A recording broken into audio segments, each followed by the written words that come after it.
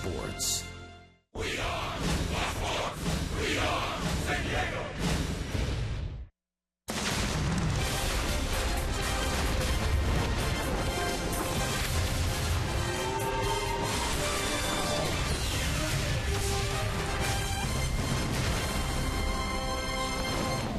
Well, in the baseball photo album of bad photos, that's one, the tarpaulin.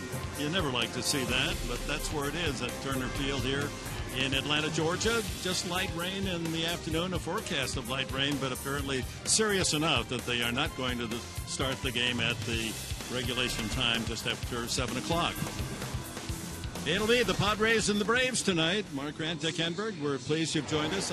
Certain play will get underway. The forecast doesn't threaten entire rain out, and we'll be able to not only live the game 2 of this series, but the exciting, dramatic 11-inning game last night. I'd say that was a great win for the San Diego Padres, getting to Shelby Miller, keeping it close against Shelby Miller, and then getting into that bullpen. And it was a collection of former Braves, Dick, that really had the Padres pay it off against the Braves last night. Melvin Upton Jr. was in the mix. Scored that run on the sac fly. Justin Upton, his brother, running the bases, getting into scoring position. And then how quickly things have changed for this Atlanta Brave team when you've got a guy like Craig Kimbrell coming out of the bullpen. That extra base hit there scores a run. But they went from Craig Kimbrell to Jason Grilli. Boy, how times have changed for these Atlanta Braves. That was Matt Kemp's double that gave the Padres the lead in the 11th inning, and Craig Kimbrell, not an ordinary save, mind you. That was his 200th career save. He recorded 200 faster than any pitcher in baseball history. Yeah, and the Padres are very, very lucky to have him. It was that spring training deal, and everybody was up in arms in Atlanta Brave country. But he's a Padre now, and it was very appropriate to get that 200th save in his old haunts here in Atlanta. Well, one of the many acquisitions by A.J. Preller, another who has fashioned a rather nice start to the season, a 7-0 record. James Shields will be on the mound tonight. Shields, with his record of 7-0, but leading one of the leaders in strikeouts in the National League. Well, Darren Balsley, the pitching coach for the Padres, said one thing: don't change a thing. He's got the good curveball. He's got the changeup. He also shows the fastball at times. It's not overpowering, but it's going to be an interesting matchup tonight with James Shields because he's averaging 11 strikeouts per 9 innings. This Atlanta Brave team doesn't strike out a lot. So who's going to win the battle? I've got my chips on James Shields if he's got that off-speed stuff working tonight. Well, he's been the leader in that clubhouse, and Shields eager to get the ball as the Padres, who are playing well on the road, they've got 3 out of 4 so far on this road trip. Well, Craig Kimbrell, frankly, can be rude, slamming the door on opponents. His 200th save last night. More on the ex-Brave closer when we return to Atlanta.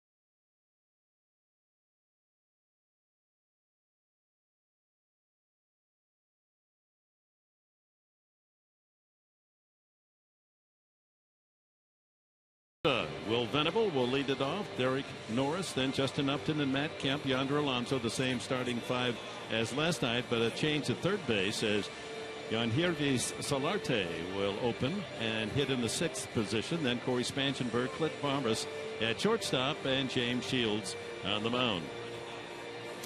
Well, time now for our Saquon Pick the Stick. You fans know the game. You decide who you're with by tweeting out #IamWith and the last name of the broadcaster, excluding me, you think has the best pick. If you're right, you could win a free foursome of golf at the Saquon Golf Resort. I hope we're not jinxing Alonso tonight, but that's my pick. Mark goes with Venable. Pomerantz likes Kemp. Sweeney for catcher Norris, who's 2 for the last 22. And our leader going away, Chris Putton, has the favorite in Justin Upton. Mike Fultonovich on the mound for the Braves, and this scouting report is brought to you by Verizon. This guy's got a live arm. Throws a couple of different breaking balls, 95 plus, get up to 99 on that fastball, and it's going to be tough to get on top of those pitches. He's a fly ball pitcher. Hopefully they can elevate some balls out of the ballpark, because I love homers. Hopefully we get some tonight. Just 23 years old, a true fireballer, averaging 94.8 miles an hour on his fastball. That's 8th best in the league, 8th best in the major leagues. Here's the Atlanta starting defense with the veteran Johnny Gomes in left field getting a start tonight. Maven and Markakis completing the outfield. Around the horn, Uribe, Simmons there, the outstanding Golden Glove shortstop. Former Padre Peterson at second base, and Freeman at first. Christian Bethencourt, rookie catcher, gets a start behind the plate. And on the mound is Mike Fultonovich. 73 degrees, and the weather is dicey. We could have another cell come over, and then they say an hour and a half. I think this is a first for me, Professor. We had a cloud delay. It wasn't a rain delay. It was a cloud delay. I mean, at regular game time, no precipitation. The tarp was on the field. No rain, no nothing for an hour plus. So those clouds, an hour of good weather. Yeah, those clouds really delayed things. And it wasn't the umpire's call. The home team decides when to start the game. Once the first pitch is thrown, then the umpiring crew decides if there should be a delay. Jerry Meals, the crew chief, behind the plate tonight with Fletcher, Baker, and Emmel on the bases. He's only 23, Fultonovich, from Minooka, Illinois. 3 wins, 2 losses, ERA 4.29. It's his 8th start. They're very high on this young guy, acquired from Houston in the Evan Gattis trade. Venable checks in at 260. We're ready to go. The first pitch of the game is a fastball at 93. Strike one. Nice crowd on bobblehead night. Line drive, base hit. Venable greets Fultonovich with a line single to open it up. Well, I could just hear the scouting report. Mark Kotsay and Alonzo Powell going over this kid diligently with the scouting reports. Get on that fastball, especially if he elevates it. And that was a nice looking solid swing by Will Venable. Derek Norris steps up. His average down to 268. Half a dozen home runs. Padres aim to score first, and the first inning has been their best.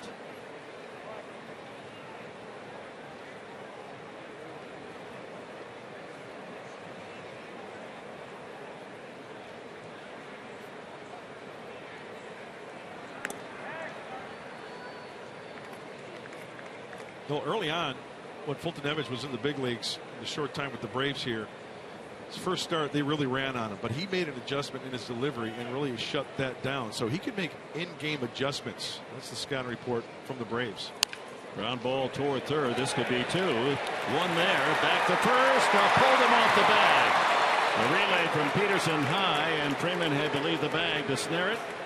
So Norris safe on a fielder's choice. Would have been a double play on an accurate throw from Peterson. Hey, I like Will Venable going into second base hard to break it up. A good clean slide. Feet first. He even stays towards the third base side of the second base bag and disrupts the timing of Jace Peterson.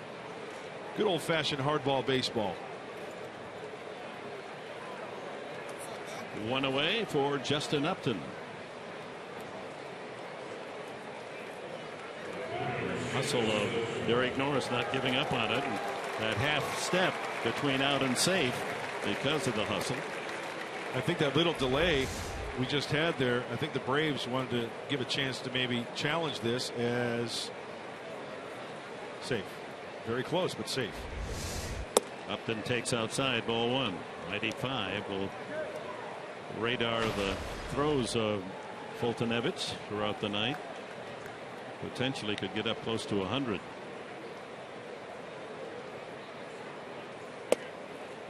Two and 0.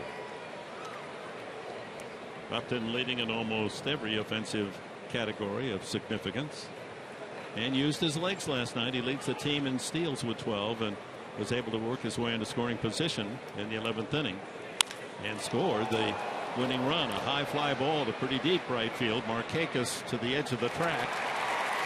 2 away. Now, Fultonevich will throw two types of fastballs. Early in the count, 92, 94, a little two-seam action. And then later, when he needs a little extra, he'll hump it up. As Dick mentioned, 99 to 100. Let's get some serious run also into the right-handed hitters. Matt Kemp had the game-winning hit last night. His 6th game winner this year. Sharp double off the base of the left field wall that brought Upton home. Strike at 97. Rough start last outing for Fultonevich in a 9-8 loss to Arizona. Wow. 5 2/3 innings, gave up 5 runs. Well, right out of the chute, Fultonevich is not afraid to use both sides of the plate, lefties and righties alike. Fastball away for a strike, fastball in. Off the plate, but he gets the strike call. And reaching out and punching that ball into left center field for a base hit. No, out goes Simmons out of nowhere and makes the catch. That looked as if it was on its way to the grass in left center, but Simmons takes care of Kemp, and the Padres come up empty.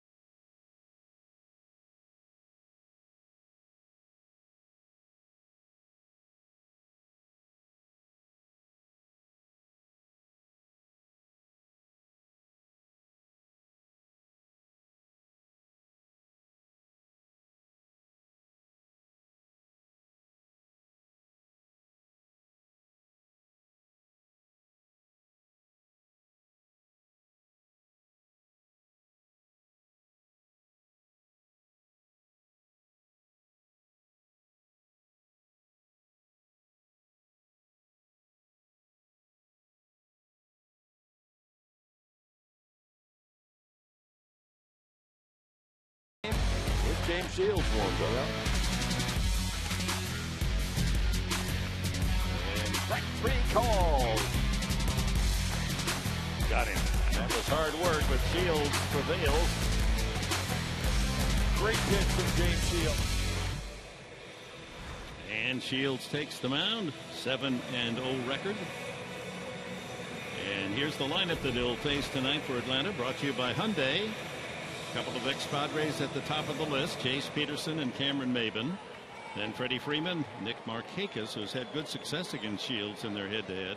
Juan Uribe, the ex-Dodger, then Simmons, Gomes, Bethancourt, and Fultonevich. First pitch is a strike at 92. Peterson batting at .265.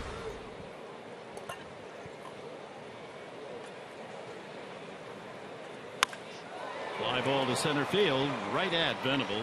Couple of steps back, one away.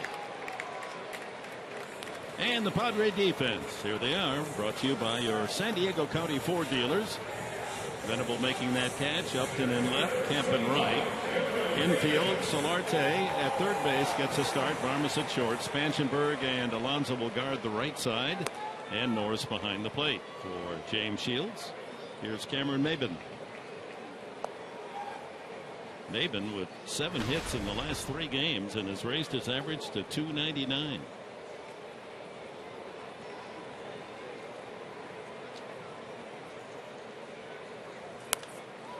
Two hits and a stolen base last night. Yeah, let's take a closer look to the veteran right-hander James Shields, making his 13th start, 7th on the road. He's a bulldog. He's a grinder. We know that. 2 above-average breaking balls, that being the changeup and the curveball.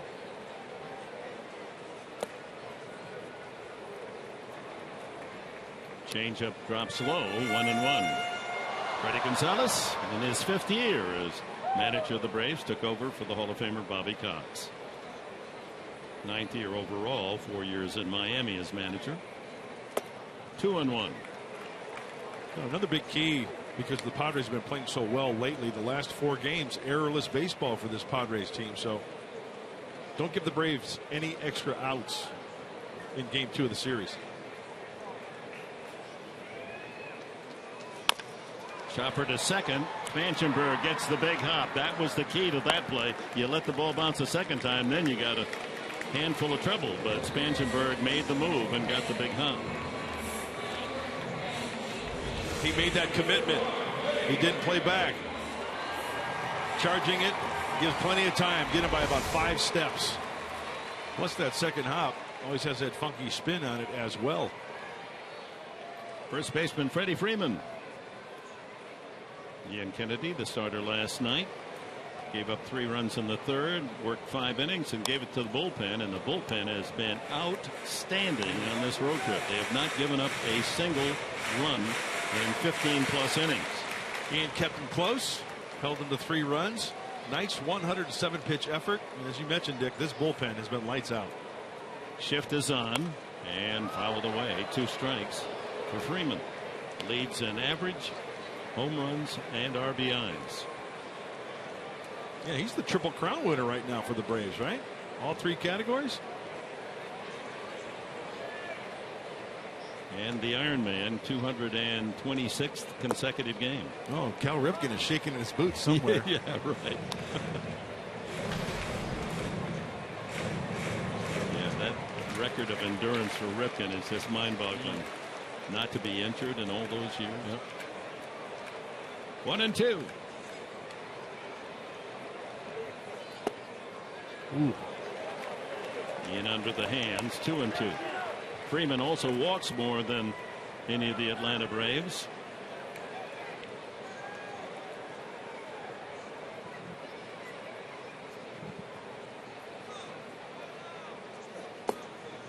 And low again. So a full count to Freeman. They're the boys of the bullpen. Those are my guys right there. Yep, love them. It's a great group out there. They are the strength, or one of the strengths, of the Padres. Swing and a miss, strike 3. And the second leading strikeout artist in the National League, James Shields, has his first tonight. He gets the tough first baseman Freddie Freeman. The Braves go in order.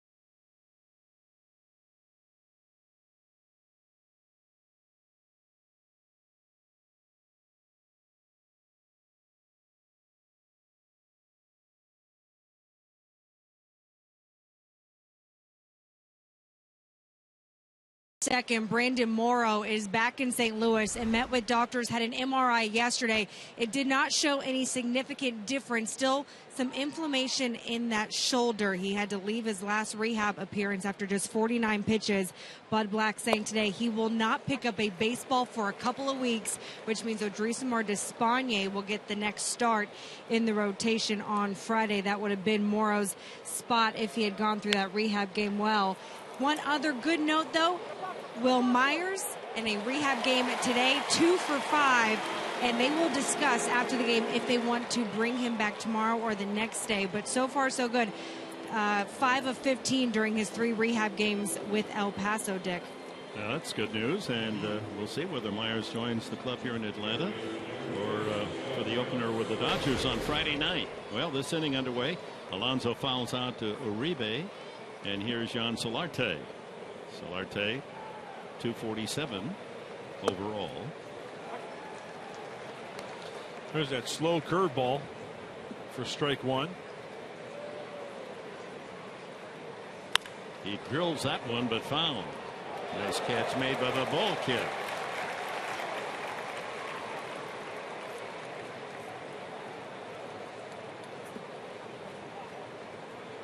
All but 2 of his 24 RBIs from the left side.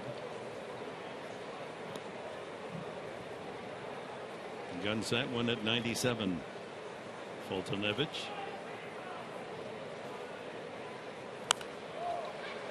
Sprays that one high to the left. That's serious gas up the ladder. So he's gone 74 curveball, 85 slider, 97, 98 on the fastball.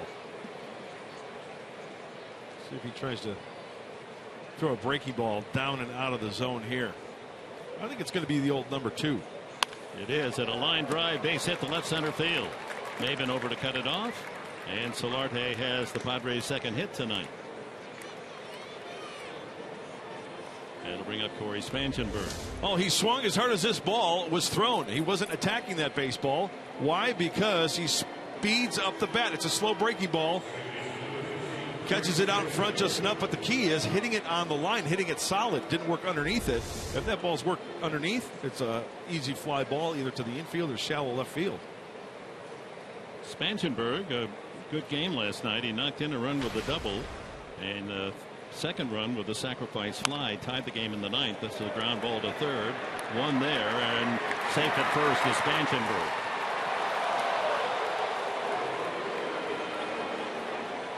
Runs too well, and the ball wasn't hit quite that hard.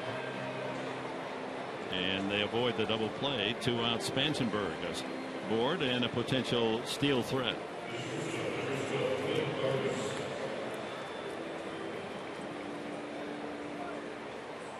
Clint Barmes last night with a single and a bloop triple down the right field line. 2 for 5.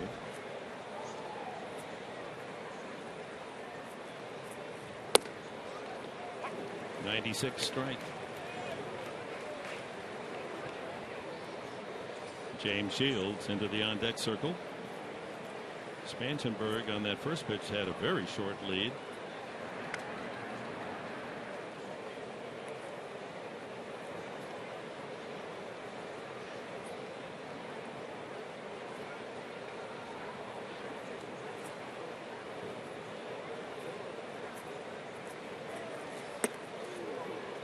Totally different game behind the plate for the Braves tonight. Remember I mentioned last night A.J. Pierzynski 13% throwing out runners.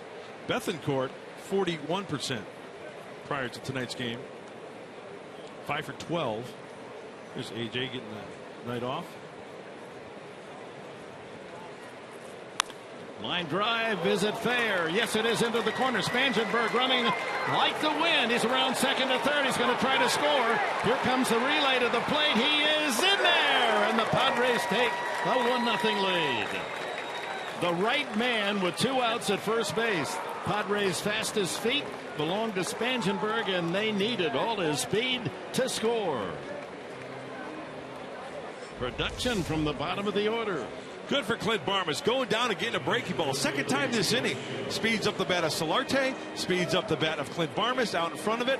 And as you mentioned, Dick, 2 outs. Corey Spangenberg, run like the wind, bullseye. He is off and running. No way you're going to stop the kid. And the Padres are on the board. James Shields with a chance to help himself. It's interesting. Here we are. The Padres' 60th game of the season, and a pitcher for San Diego has not knocked in a run, not one. Here's a good time. Out of play. So 1-out single Solarte. Spangenberg safe on the fielder's choice and scores from first down the double. Clint Parmas.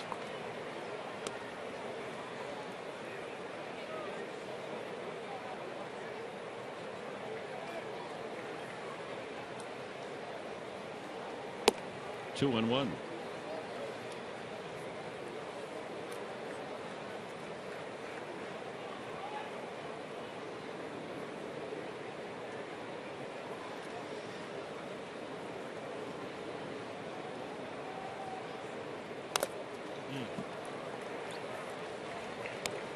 Shields is going to get his hacks, and if anyone's going to knock in a run in that pitching core, he's a pretty good bet. Not only is he a grinder on the mound, he's a grinder at the plate. I mean, he thinks he should hit 350, right? He does. And that's a great attitude to have. Just concentrate on getting that head out there and making good contact. That's a good swing. Trying to go to right center field. 2-2 the count. Well, Solarte got a hanging breaking ball for a hit. Barma's got a breaking ball. Let's see if he tries to put him away with a breaking ball here. And he hangs it. Fouled. Well, the Padres scoring first. A good omen, mind you. On the year, they're 20-6 when they score the first run.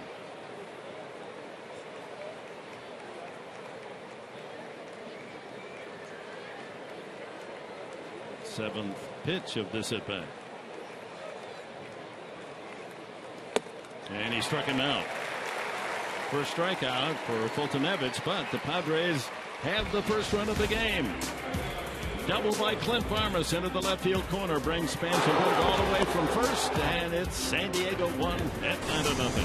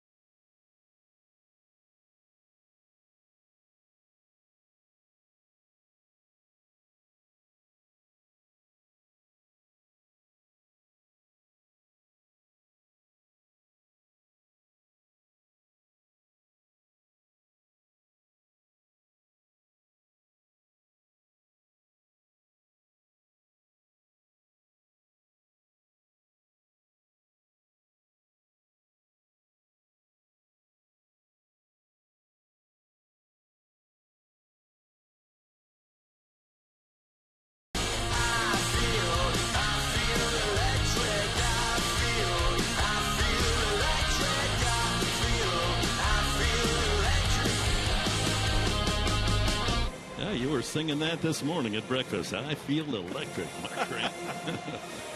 Bottom of the second, 1-0 Padres. Middle of the order, Markakis, Uribe, and Simmons for Atlanta against James Shields. Markakis more than any player for the Braves, maybe more than anyone in the National League, because he spent so much time with Baltimore and as an American leaguer faced Shields both when Shields was in Tampa and Kansas City. So he has a lot of experience facing Shields. 74 at bats, 23 hits, hitting .311, a couple of home runs, so they know each other well. And he greets Shields with a sharp single to center. The first Braves hit tonight. Brings up Uribe. Well, it's amazing how some hitters just hit well. He missed with location, and James Shields' reaction, I can't believe I missed my spot there. I got to locate better. That ball leaked middle in. He wanted it down and away. Markakis spanking that one to center field. Uribe, since coming over to Atlanta in the trade with the Dodgers, has hit safely in 8 straight games.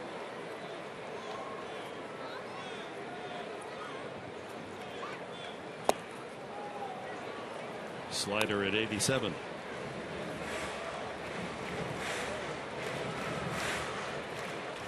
Infield looking for a double play chance.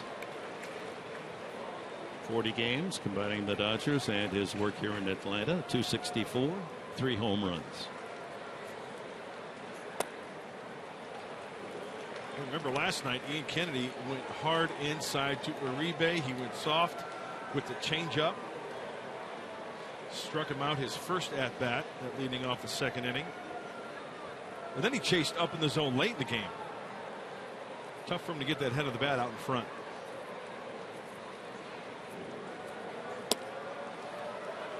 Breaking ball away, 2-1.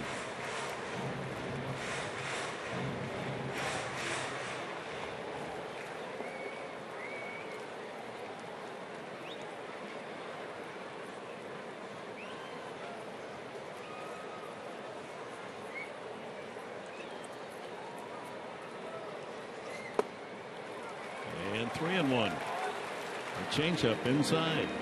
Well, James Shields has been around the block many times. We know that. It's a matter of making adjustments early in the game. So the sweeping breaking ball didn't hit a spot.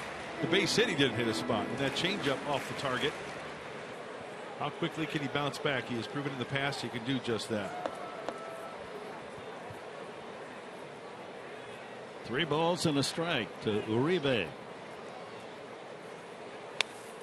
Ooh, he got one up in his strike zone. Flipped it straight back. Yeah, it was a hanging slider or cutter. Sometimes you hang it just enough, they can't get on top of it. And it looked like that was the case there to Uribe.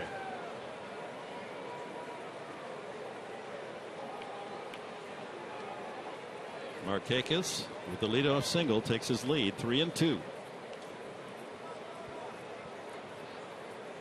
Runner goes. Chopped by the mound. Spangenberg will have to go to first base and gets his man, but Markakis moves into scoring position with 1 out. And a look at the keys to the game tonight, brought to you by your San Diego Honda dealers. Well, one worth noting again, get to the bullpen early of these Braves, that is, and keep supporting Shields. The run support, and hopefully go 8-0, but most importantly, James would say himself, I want the team to get a win. But that bullpen for the Braves, from the 7th inning on this year, 100 home runs given up, most in Major League Baseball. 24 home runs allowed.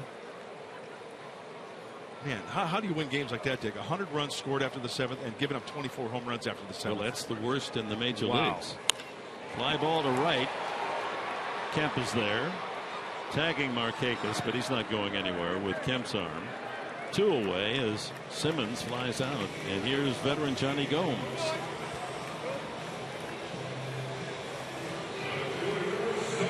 Gomes hitting only .204, but a definite home run threat. Now 34 years of age, playing now with his 6th major league team. A career home run total of 158. Don't want to make a mistake to him. The pride of Petaluma.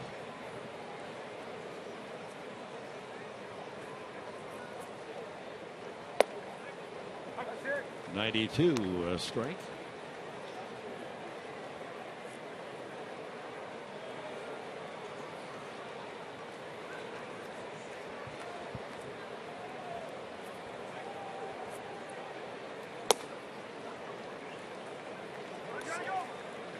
Having trouble getting that breaking pitch in the strike zone. Yeah, big sweeping breaking ball. That effective. That breaking ball is going to be effective with 2 strikes because hitters are going to have to protect early in the count. Maybe shorten it up a little bit to throw it for a strike. Sharply hit into the hole. Long throw by Barmes in time. And the inning comes to an end. Solid clothesline throw from Barmes to erase Gomes. Gomes is out, and so are the Braves in the second. Padres with a 1-0 lead.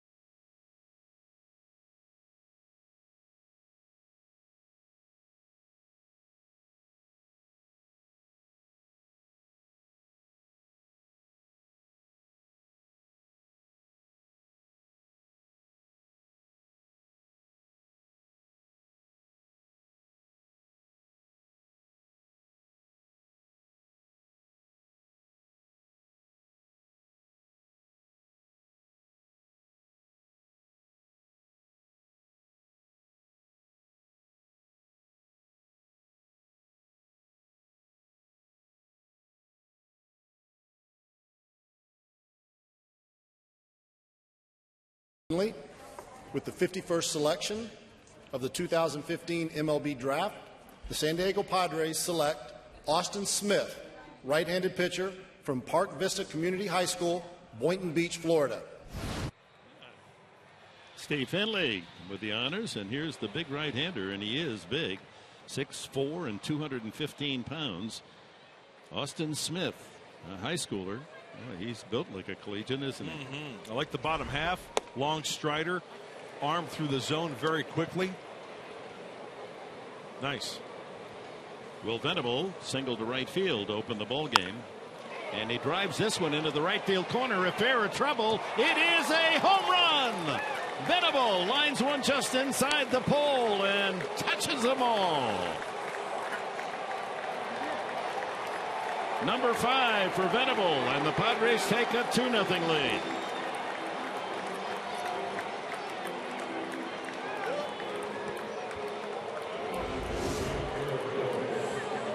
Breaking ball down and in, speeds up the bat, and Will Venable's got Georgia on his mind.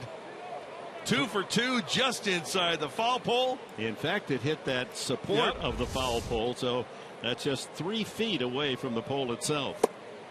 He's gotten hurt with the breaking ball tonight. Fultonevich 3 times. Solarte, Barmes, and big time by Venable. Norris safe on a fielder's choice his first time. Bounces that one just foul. Well, it's 330 down the line. That ball maybe 10 feet above the wall, right at the pole.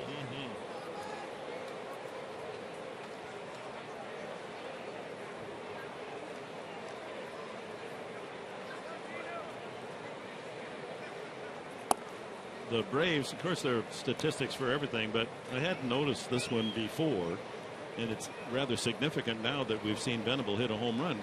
When the Braves' opponents hit a home run in the game, they were 11 and 22 regardless of what they do. If the opponents hit a home run, they're 11-22. Foul tip. And Derek Norris takes the long walk. It's the second strikeout for Fultonevich. Well, you saw the first pick yesterday, the 51st overall. 10 picks today. The Padres had a selection every round, and there's the rest. Jacob Nix, Austin Allen, the catcher, center fielder, and McGee. 2 more right-handed pitchers, so 4 right-handers and 1 left-hander. Jerry Keel from Cal State Northridge, a Matador, selected in the 9th round. You know what I like about those picks? Up the middle, center fielder, catcher, and of course the greatest athletes ever out there, pitchers. So working up the middle, the diamond right there in those first 10 of the draft. So H.A. Preller and Director of Scouting Mark Connor doing a great job. Upton fouls that away. Fly to right his first time. What a beautiful sky right now in downtown Atlanta. Let's hope that last few rays of sunshine push the rain away. That's the direction from which it's headed. Watch out. Hot shot, ground ball, foul. 303 games in Atlanta uniform. Traded over from Arizona at 267. 56 bombs.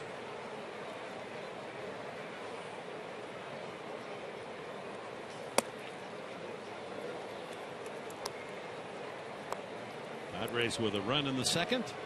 RBI double Parmas. And the solo home run Venable here in the third, and lead 2-0.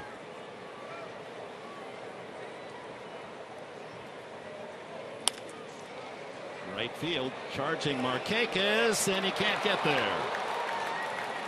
Smothers it so that it does not roll behind him, and Upton with a soft single to right. You have to respect the power of Justin Upton to all fields. That one sounded like it was off the end of the bat. Markakis.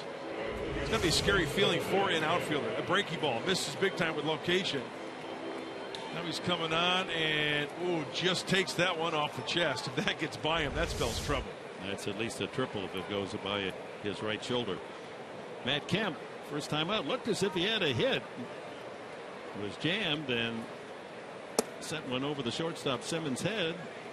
But Simmons able to go out as it just died and make the catch going away.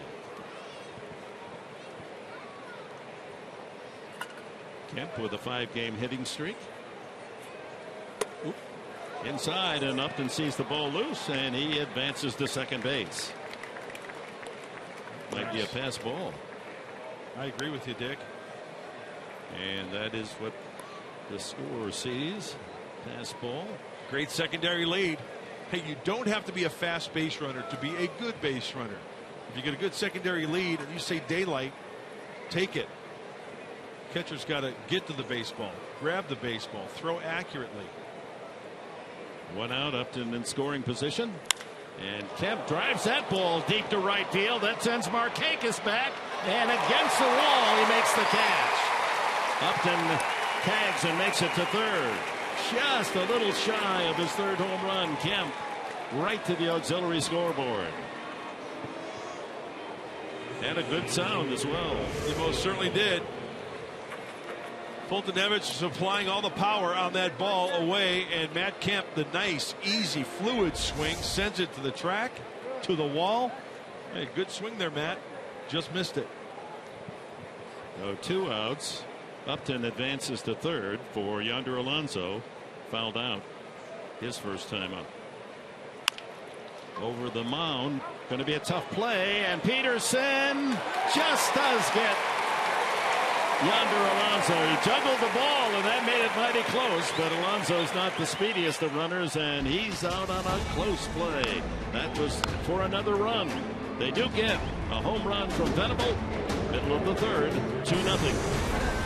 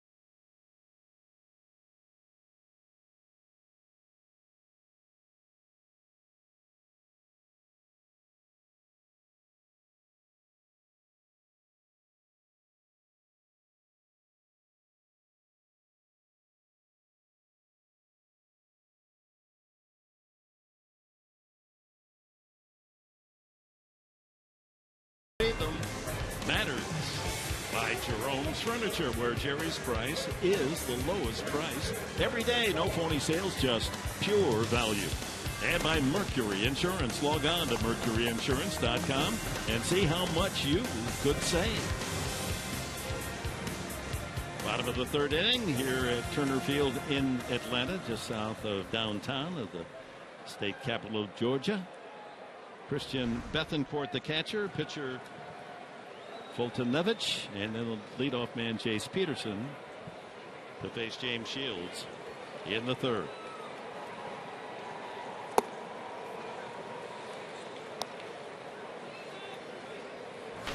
Shields, first pitch strikes to all 8 hitters. Perfect. Gotta love it. Strike 2.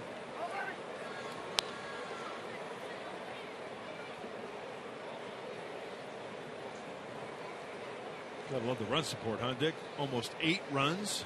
Best in the National League. Yeah, it's almost as if from the very start with James Shields that he builds so much confidence around him when he pitches. I think everyone will actually say, hey, we can score all the runs you want. And you contrast that to Tyson Ross and Andrew Castro, who barely get a run a game. You know, it seems through the course of history of baseball that there's that one guy that always gets the love, and then there's other guys. Swing and a miss. Strike 3. His second strikeout. That get the short end of the stick. Chris Button, what do you have for us? Well, Fultonevich, like many kids growing up, liked to play catch with his parents. Well, mom and dad would throw him batting practice, and they did it so much and so hard that they had to go on the DL with elbow soreness. They had to stop throwing him batting practice. Good news is neither mom or pops had to go see Dr. Andrews. All is good, but very close with his family. Actually has it tattooed on his left wrist, family in cursive. He's got a couple of hits and 15 at bats, so that training from mom and dad has paid off as a big league hitter. In fact, he's knocked in 3 runs as a double. I love the stories, of course, of father-son, but I also love even more the mother and the son. And the one story that comes to mind for me is I was a teammate with Casey Candell. His mom played in the women's professional league, a league of their own. Yeah. She actually played. She would put on the gear and catch Casey in the backyard. She put on the catching gear. Isn't that great? Shin guards, chest protector, the mask, and Casey would throw to her. Be great. You remember Andy Messersmith? Yes. The right-handed pitcher? Yeah. Angels and others. He told the story about his mom. 3-1 now to Fultonevich, that his father was a doctor, wasn't around a lot to play catch, so mom would catch, and he said he knew that he finally had good stuff when he kept knocking her on the backside, and she wasn't going to go for much more of that. Swinging 3-1.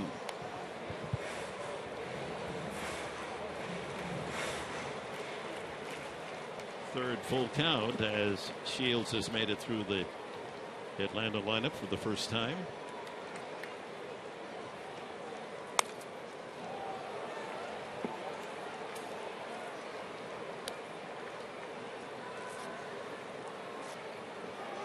You're from Illinois. You ever hear of Minooka? Oh, yeah. Minooka's right outside Joliet where I grew up. Oh, it is? Okay. Yeah, a little nice community. Just south of Joliet, yeah. Fouled off Derek Norris. The Minooka Indians, the high school there in Minooka. Down near Shanahan. Don't you know? Down 55.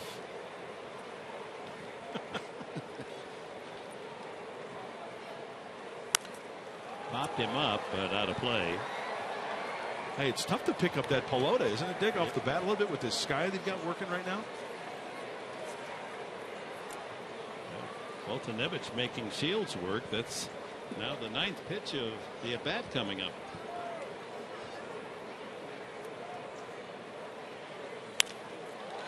And finally a fly ball shallow and right. Kemp late picking it up. He comes in to make the play for the second out here in the third. Yeah, it's a rather eerie sky, isn't it? Foreboding.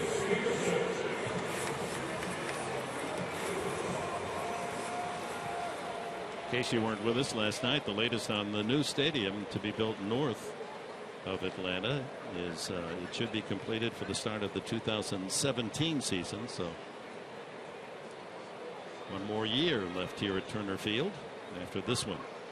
Leadoff man Chase Peterson. Flied out to center field. First time.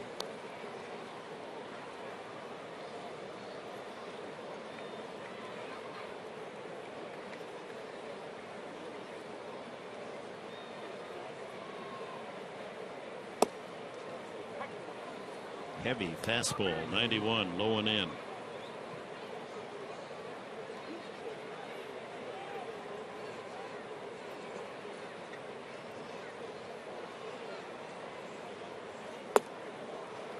One and two. Good breaking ball there. Perfect location down by that back foot. Can't get hurt down there. If they make contact on that one, the left-handed hitter, it's going to be over near the Braves dugout. Curveball again. Why not? Got him.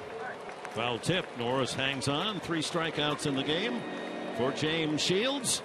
And we have completed 3 innings in Atlanta. The Padres in front 2-0.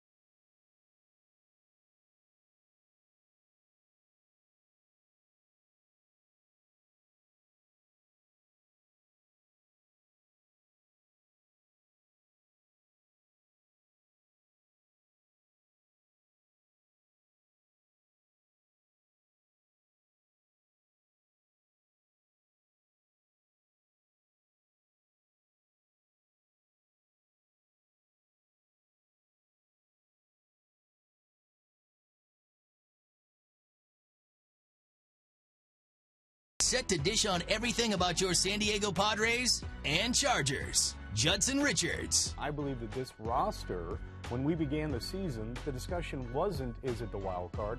It's, they should be focused on the division. That should be their ultimate goal. I wasn't hanging with those people. Kevin A.C. Melvin Gordon could put this team in the playoffs if the rest of the team, all the variables, were to be the same as last year. You'll get the inside, so stay tuned after Padres Live, the postgame show tonight. As nubbing the ball up the third base side, Jan Solarte singled to left field back in the second inning, and that became a run. He was forced out by Spangenberg, but that was a good trade-off because Spangenberg, with all his speed, was able to score on a 2-out double by Clint Marmons. Out of play. Solarte, Spangenberg, Barmes, the order here in the fourth against Mike Fultonevich. You know, it's one thing we can key on in this game early, Dick, is the breaking ball from Fultonevich. He's gotten burned by 3 breaking balls. Let's see if he tries to go to that fastball, trust his fastball, locate it to try to get outs. The left arm of Shields getting a little lotion. Watch out. Foul back to the screen. Fultonevich giving up the home run to Venable. That means the last 7 starts, the opponents have homered in 6 of the 7 games.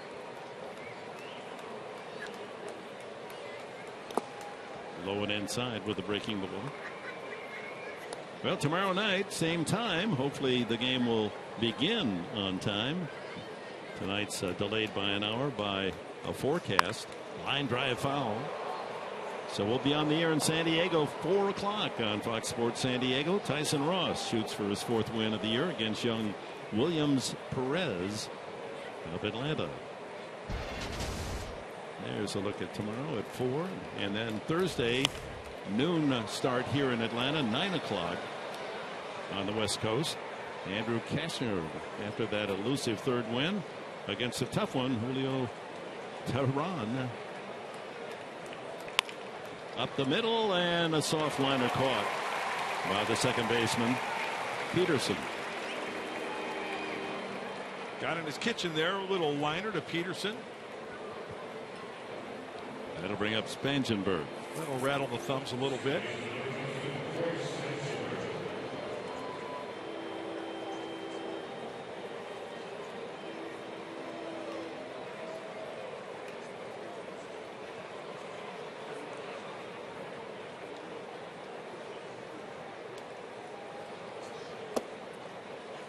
Nice off-speed breaking ball. The curve drops in there.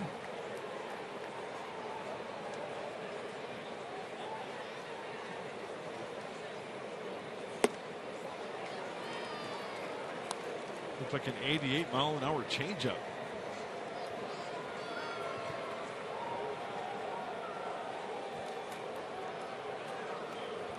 Two strikes to the Padres second baseman. He slices that foul into the crowd. Quite a day this June 9th in baseball history, and several items caught our attention. One of those, 1946, San Diego's Ted Williams in 46 hit that 500-foot shot into the right field bleachers at Fenway. Right. Remember they painted it red. It's 37 rows. You got to clear the fence, clear the bullpen, and then go up 37 rows. They didn't have seats then, just bleachers, but they have seats now, so they painted one red in the Splendid Splinters honor. That's a jolt. They say that, and of course, stories built, but there was a gentleman in a straw hat, hit him right in the straw hat, splintered the hat. That wasn't you, was it? No. There's a drive into left center field. Little wedge shot off Spangenberg's bat, and another base hit. That's 6 now for the Padres. I love those old straw hats. Oh, yeah. It's going back old school baseball, like the old Scouts back in the day. As Corey Spangenberg, hey, hangs tough. Fights one off. That was another breaking ball taking the left center field for the base hit. Armas doubled into the left field corner to drive in the first run of the game. Venable's home run made it 2-0 in the 3rd. Now Spangenberg, a threat to run. Pitcher Shields on deck.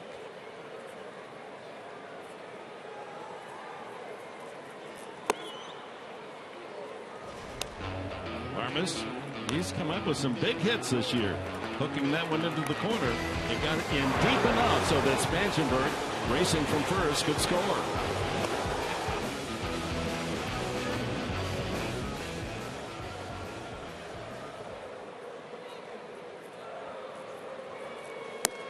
Up high, 2-0. It'll be interesting to see if Fultonevich throws him another breaking ball. Remember, that double was a breaking ball out of the zone.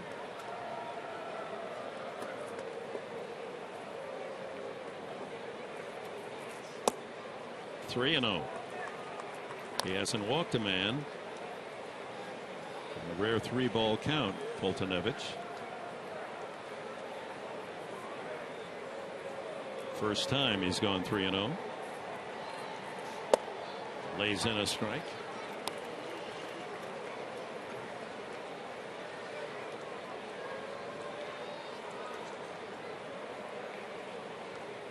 Three and 1. Pitcher next. I don't know if you put on the hit and run here, but with Spangenberg's speed, a thought. Yeah, good 3-1 count for a fastball. Clint has good bat control, can shoot it to that right side. And he pops this out of play behind Atlanta dugout on the first base side.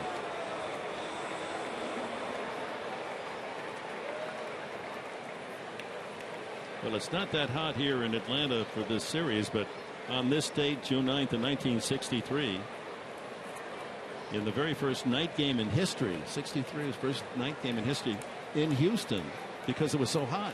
They played it at night. Ball 4. And the Padres have a couple of men aboard here in the 4th inning with 1 out, and Shields coming up. And he would want us first to say closed captioning is brought to you by Wiener Schnitzel. There you have it. Well, so many things that Bud Black can do right here with the runners at first and second and 1 out. Put down the bunt. You can butcher boy. James Shields can put a good swing on one. In at the corners, Freddie Freeman in big time at first base. Well, they're going to let him swing. Wow. Of course, the butcher boy, you square around the bunt, then all of a sudden when the pitch is coming in, you pull back, both hands down, and go to Hackett. Yeah, but did you hear that scream from the Padre dugout? Hey, like I think you missed a sign. And Come on now. Bailed out and took a long look at Glenn Hoffman. I'm guessing he's squaring. You bet he is. And the bunt is a good one. He's trying to get out of the way, and the runners move up. The out made at first. Shields does his job. And a base hit now can double the lead for the Padres.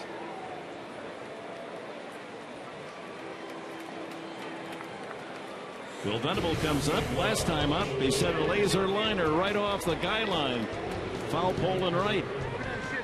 Home run number 5 for Venable, and extended the lead 2-0. I think James Shields wanted to swing a shillelagh there. Sometimes some player will ignore the signs, hoping. He got a hey from the manager in the dugout. You could hear it all the way up here.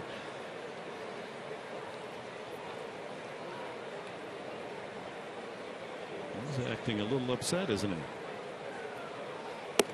Up high, 2-0.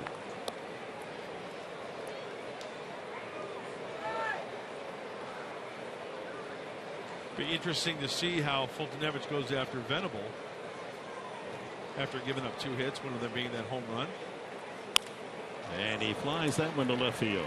Innocent fly ball to Gomes, and the inning comes to an end. Padres lead 2 in scoring position. Middle of the 4th, they lead it 2-0. Black's number.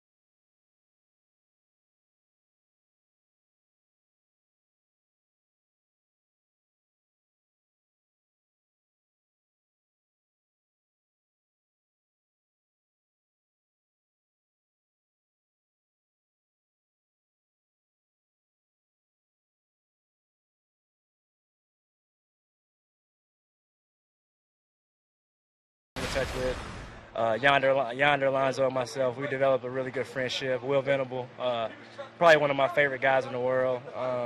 So, you know, being able to see those guys, Dave Roberts, you know, one of my more favorite guys, you know, somewhat of a mentor, you know, you could even say. Seeing those guys should be fun. But again, you know, it's business as usual. Cam Maben expressing the feelings of every player that's traded away. You develop close friendships in that clubhouse.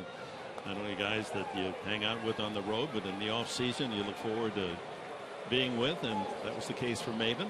But now he's got a new set of mates here in Atlanta, as Shields does in San Diego. Maben leads it off, and there's that first pitch strike. since the middle of May, hitting .373, Maben. Couple of hits last night. To the third baseman, Solarte gloves and throws him out. So Maben grounding to second base and to third base tonight. Very nice pitch by James Shields there, getting in the kitchen of Cameron Maben and making an easy play for Solarte at third base. Freddie Freeman struck out swinging his first at bat. Hey, well, I've got a second. Our executive producer, Jeff Bile, he's back in San Diego watching. Special day for him and his family. His mom and dad flew in from Michigan with his brother Steve. They're watching the game. Steve's a big-time baseball fan. All right. Give a shout-out to my boy Steve. And also congratulations to Natalie, who's graduating, going on to college. They're having a barbecue with the family, so it's all good at the Bile household. Mom, dad, brother Steve, Natalie, congratulations. That's some kind of nice. That's great. And they're into the shift. Spangenberg in shallow right field takes a hit away from Freeman.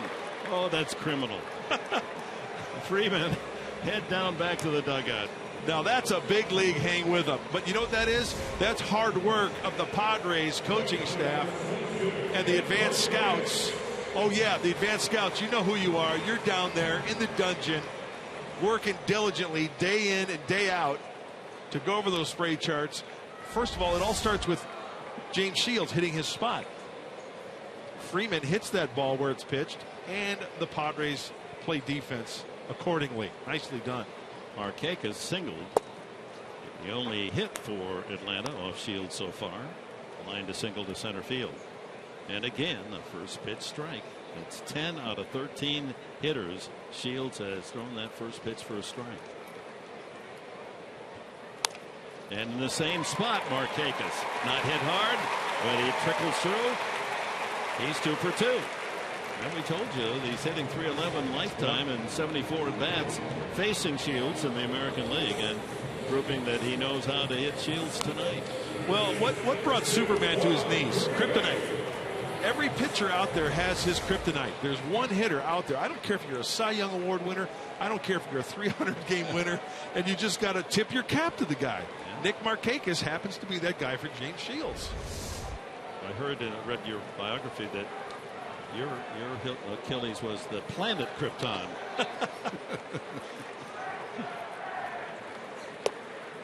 That's in for a strike. To Juan Uribe grounded to second his first time. And then there are pitchers out there who just own career 310 hitters. Yeah. You know, you just can't figure it out.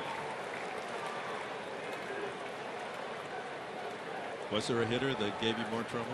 Eddie Murray owned me. Eric Davis owned me.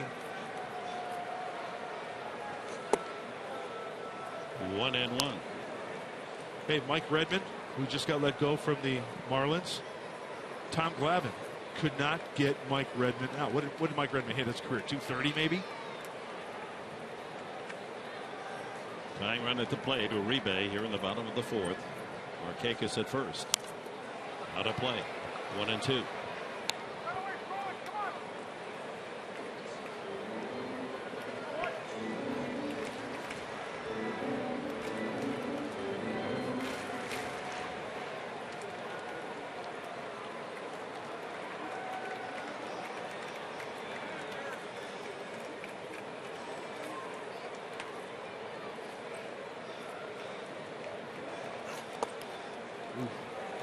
Nice pick by Derek Norris.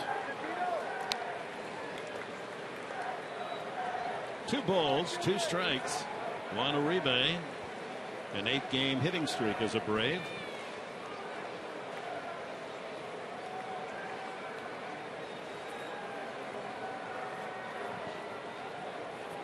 That's the one he wants. Let's see what it is. Got him. Change up in the dirt. Shields strikeout number 4, and that'll do it for the Braves in the 4th inning. On to the 5th with the Padres in front, 2-0.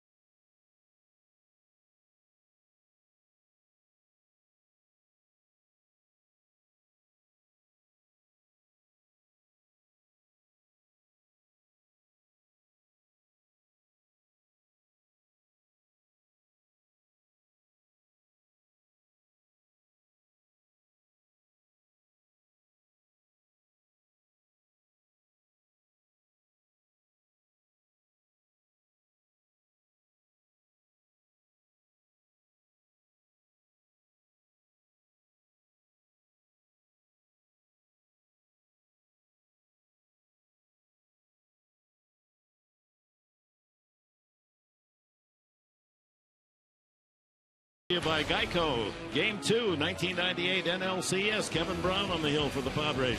Brown pitched a complete game, 3-hit shutout, striking out 11 Braves in the process. The Padres would head back to San Diego, up 2 games in the series and just 2 away from a berth in the World Series. Oh, he could do some type of pitching, that Kevin Brown. When he was on the hill, kind of like James Shields, 2 competitors. It was win day. Top of the 5th inning, Padres and James Shields leading 2-0. Norris, Upton, and Kemp scheduled against Mike Fultonevich.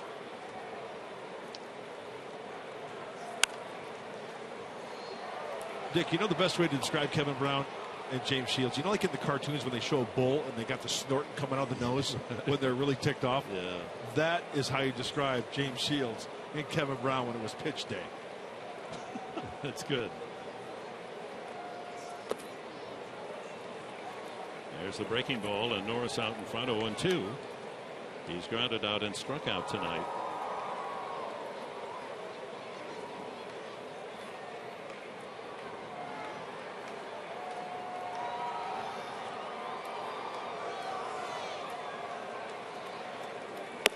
We have to like the way Fultonevich, he gets the ball and throws it. He works quickly. Look at, he gets that ball, gets right back up on that pitcher's plate, waiting to see the sign. Waiting now just because Norris has stepped out of the batter's box.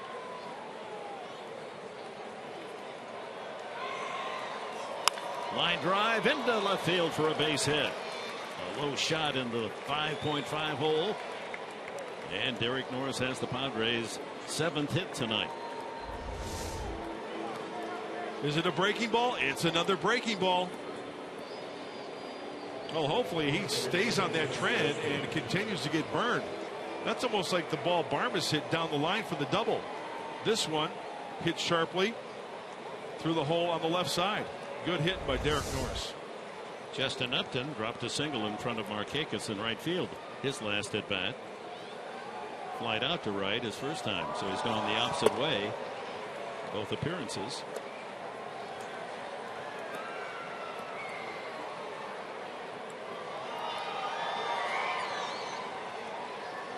Padres with 2 runs and 7 hits. Braves no runs, 2 hits. And both hits by Markakis.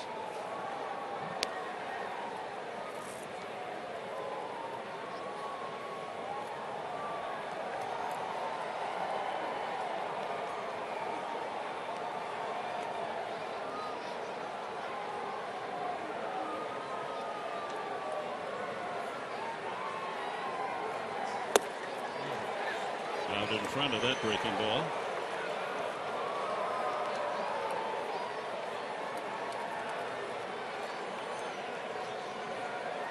It's one of those timing plays for the catcher, especially when you have that front door open. Right-handed hitter, a clear shot down to first base.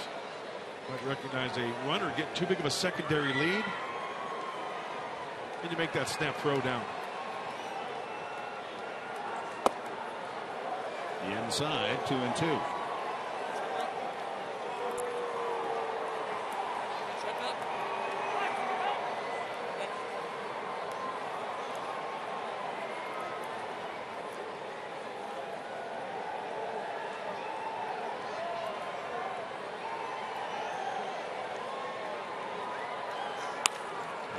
Ground ball through the left side, low line drive that shoots in the same spot as Derek Norris's hit. Almost identical hits, first and second, to open the 5th inning.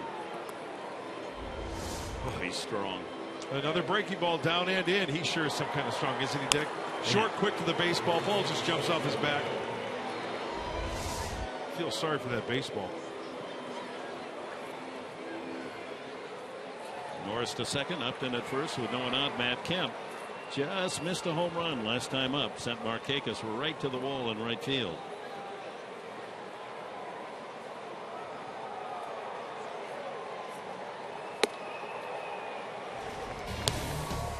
Last night, 11th inning, Kemp driving the ball to the left field wall. Brought Upton in from second base. Make it 4-3. 11th inning. Padres picked up another run on Amarista's double and won it 5-3. Yeah, look at the reaction of the boys on the bench. Love that. Notice these Braves pitchers have been really trying to pitch Matt Kemp in hard.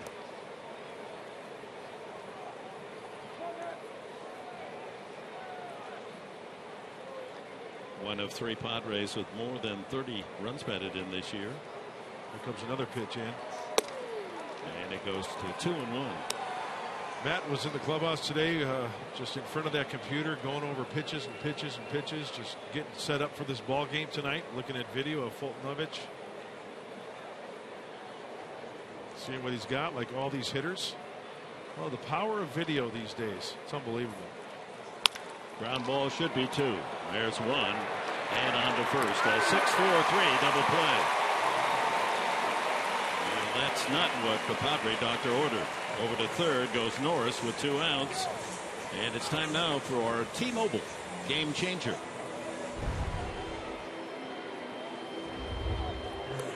Yonder Alonso coming up in the last 6 games, hitting .455 with 6 runs batted in, including that grand slam homer to win the game in Cincinnati. Actually tied the game, and the Padres went on to win it 9-7. He is fouled out and grounded out tonight. It'll be interesting to see how he pitches to Alonso here. Like you said, Dick, 2 times. He's 0 for 2 wearing the collar with the switch hitter Solarte on deck. Padres are 0 for 5 runners in scoring position. They have had some chances here to build on that 2-0 lead. Left men at second and third in the last inning. And they've got Norris there at 90 feet. There, the line drive to left field, and Gomes can't get there in time. Alonso delivers. Norris checks in. It's 3-0. Alonso's 17th runs batted in this year.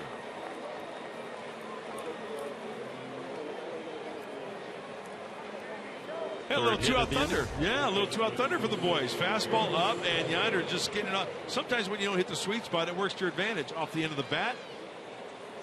No chance for Gomes. Padres add on. 3 hits in the inning. Singles, Norris, Upton, and now the RBI base hit by Alonso. Solarte a single and a soft line out to second.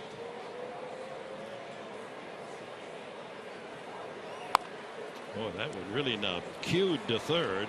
Uribe across in time. Padres a run on 3 hits and lead 1 at the halfway mark. It's 3-0 San Diego.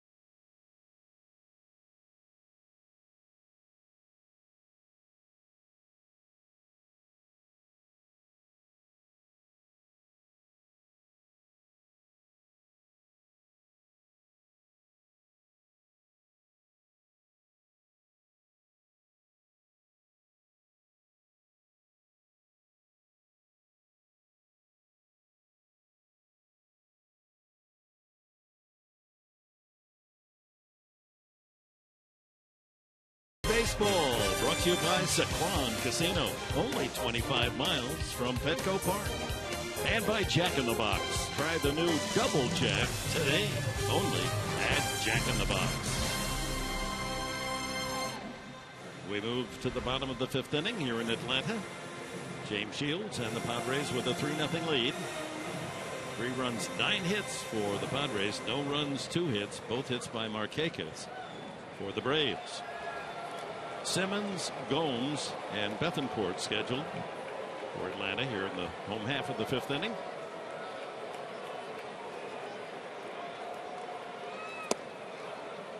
And he misses with that first pitch, a rare occasion. Oh, we got a report from New York that Chris Heston of the Giants has a no-hitter through 7 innings against the Mets. I'm sure the boys back in our Fox Sports San Diego studios, Mike and Mark, are monitoring that, and they'll give us a report.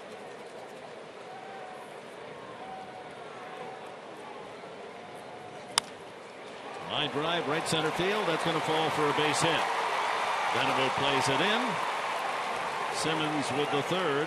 Braves hit, and the first time since Markakis singled in the second inning that the Braves had the leadoff man on. That looked like a sweeping breaking ball that Simmons stayed on, enabling him to hit it to right center field. Not one of those sharp breaking balls that had some depth to it. So watch it out of the hand. Kind of more like a sweeper. Sure, it broke down a little bit, but caught too much of the plate and up just a little bit. If you're going to give up a hit, hey, give up a single. Chance for a double play right here. Johnny Gomes against the Padres, 19 games, hitting .373, 6 home runs.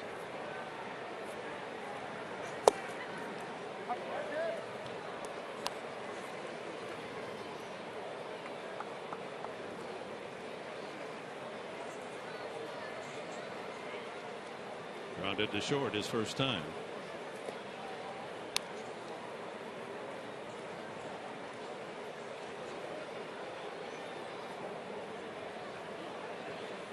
Black and Darren Balsley. Watchful eyes on the mound, and James Shields.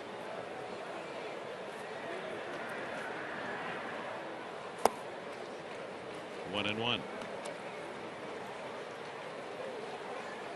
Armas at short. Over into the hole. Spanchenberg tucked near second base. Looking for a double play chance. Huge hole right there on that left side.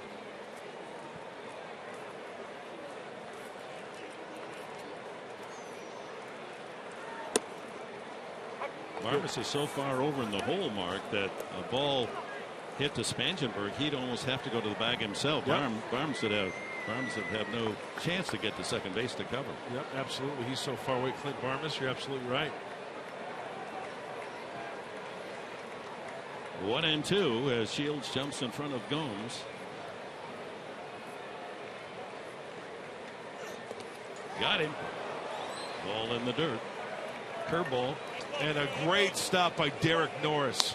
Yeah, James Shields even saying to Derek, hey, way to go, way to block it, way to keep it in front of you. 2 strikes. You don't want to throw it for a strike, and he gets it right in between his left elbow and his chest protector. In the dirt, recognize it, knees, square up. First base is occupied, fewer than 2 outs, so you don't have to worry about tagging the hitter. Yeah, Norris in the offseason get a job as a goalkeeper for soccer or goaltender for hockey. So 1 out to Bethencourt. Chopped. Shields. Ooh. Shot putted his throw over there, but Alonso with the squeeze. 2 away. Simmons moves to second. And tonight's game presented in HD by Sony 4K. That's exactly what James Shields had going into this inning. 4 Ks. Nice. He's added a 5th here in the 5th. That's 97 strikeouts on the year, 4 behind the National League leader, Clayton Kershaw.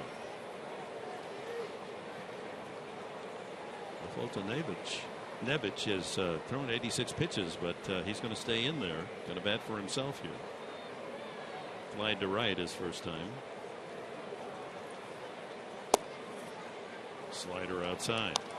Well, he takes a pretty good hack. Freddie Gonzalez is thinking, hey, we're down 3-0. I feel more comfortable with sending him out there than going to our bullpen.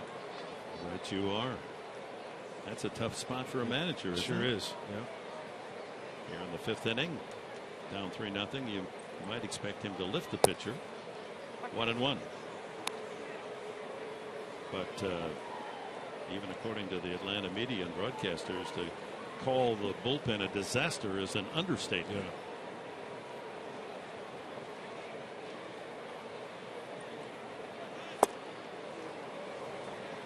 ERA allowed 4.86, worst in baseball. Surprisingly, the Oakland A's are the second worst ERA. We're going to see Oakland on the upcoming homestand. Dodgers 3, Oakland 2 at Petco. Breaking balls hangs inside, 2-2. So Friday night, the Dodger series opens. 3 big games against the Dodgers. A chance for the Padres to make a statement against the neighbors to the north. Padres start tonight just 3.5 out of first place. 2-2. Got him. Breaking ball way out in front. Fultonevich. 6 strikeouts for Shields. After 5, Padres lead by 3.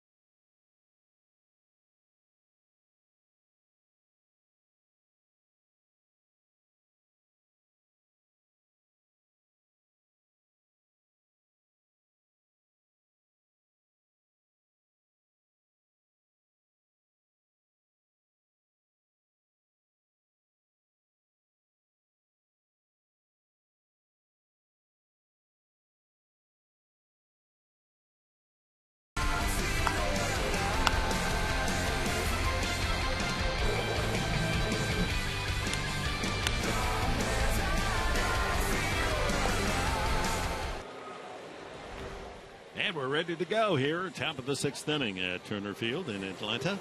The Padres 3 runs, 9 hits, no errors, have left 6. The Braves no runs on 3 singles, no errors, and have stranded 3.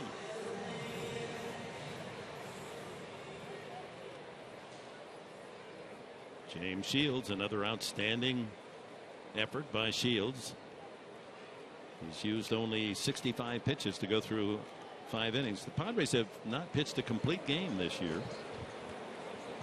Spangenberg, late swing foul.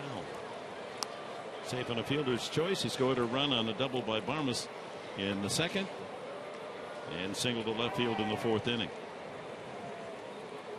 Barmas and Shields to follow here in the 6th. Breaking ball in the dirt, 1-1.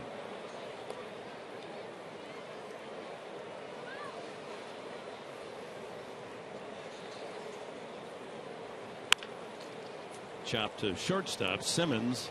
That's a knock. Oh, I thought he had it. I did too. Just did nail Spangenberg with his speed, but Simmons, the Gold Glover there at shortstop, gets it done. And Simmons knew it too. Oh, it gets him by maybe 1/8 of a step. 1 away to Barmas. Doubled in a run and walked. Last night was 2 for 5. So when inserted into the starting lineup, Barmas usually batting 8. He's done a good job. Come up with some big hits. That's going to sail over the netting behind home plate.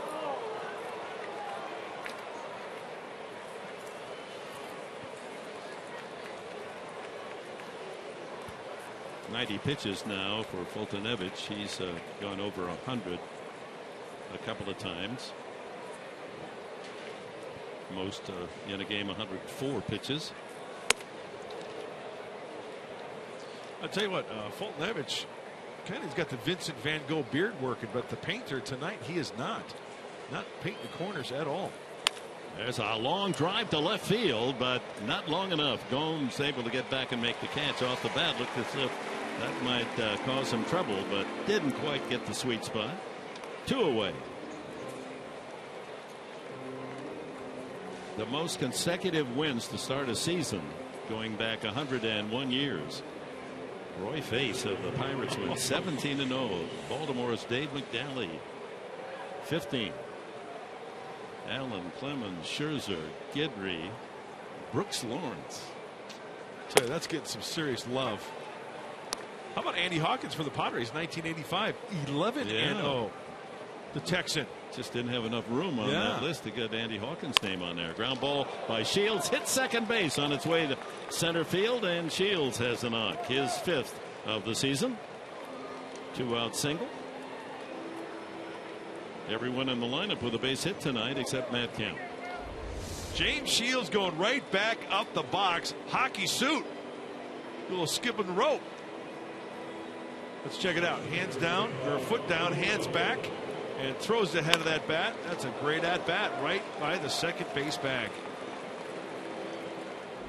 Brings up Will Venable. Venable ground singled his first time up, homered the second time. He sends this one to left field. A long run for Gomes. Can he get there?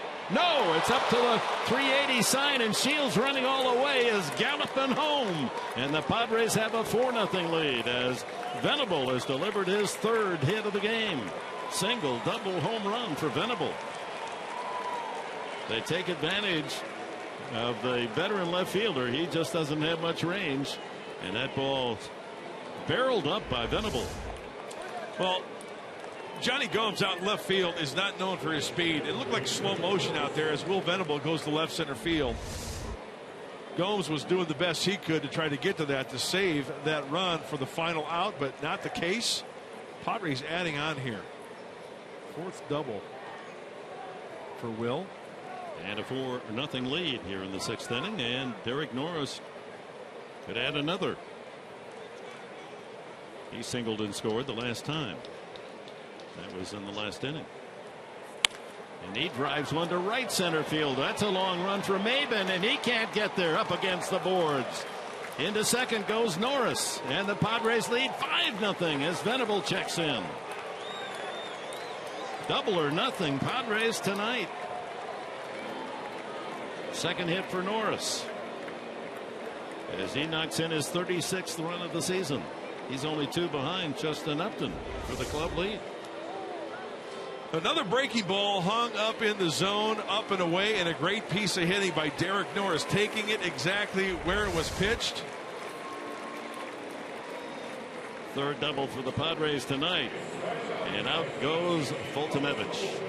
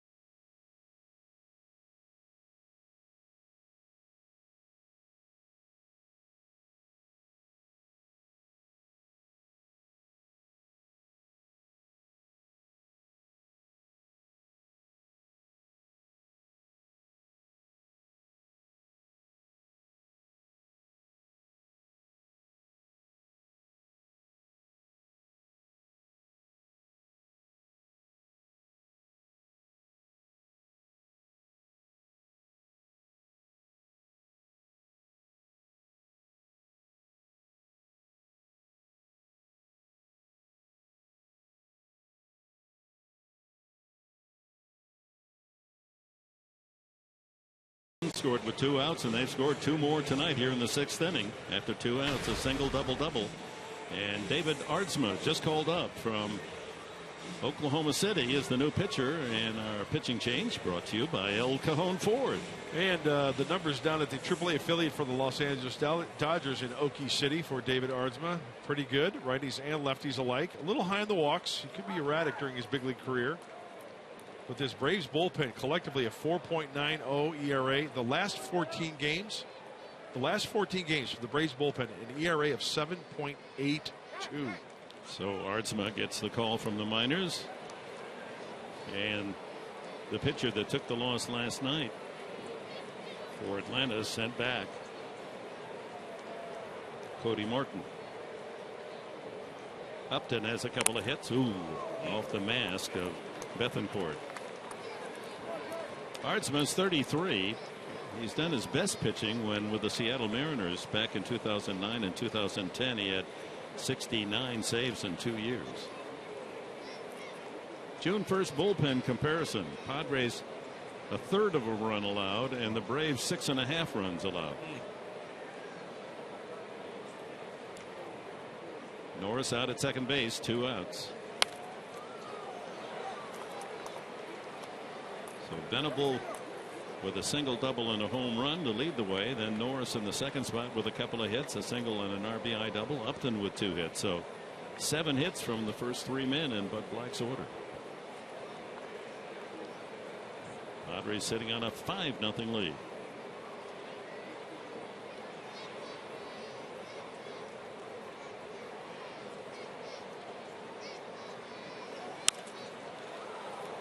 High pop-up on the right side. Second baseman Peterson. Boy, that was a major league pop-up. You could have cut that up into 4 singles.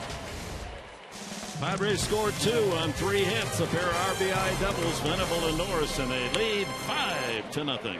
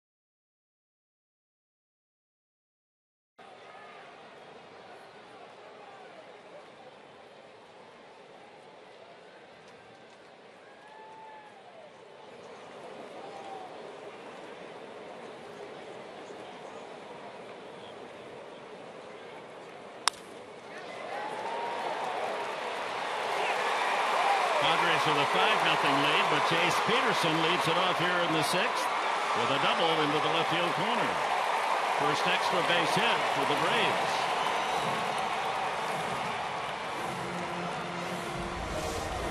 Only the fourth hit allowed by Shields. First pitch hunting on the two-seamer down and away, and Jace Peterson doing a fine job in the leadoff spot for these Atlanta Braves. Won the job out of spring training. Peterson with a nice on-base percentage as well at .338. And stay with us. As soon as we get a final result on Chris Heston going for that no-hitter in New York, we'll let you know. Meanwhile, Albert Pujols has just tied Mickey Mantle with his 536th career home run with the Angels.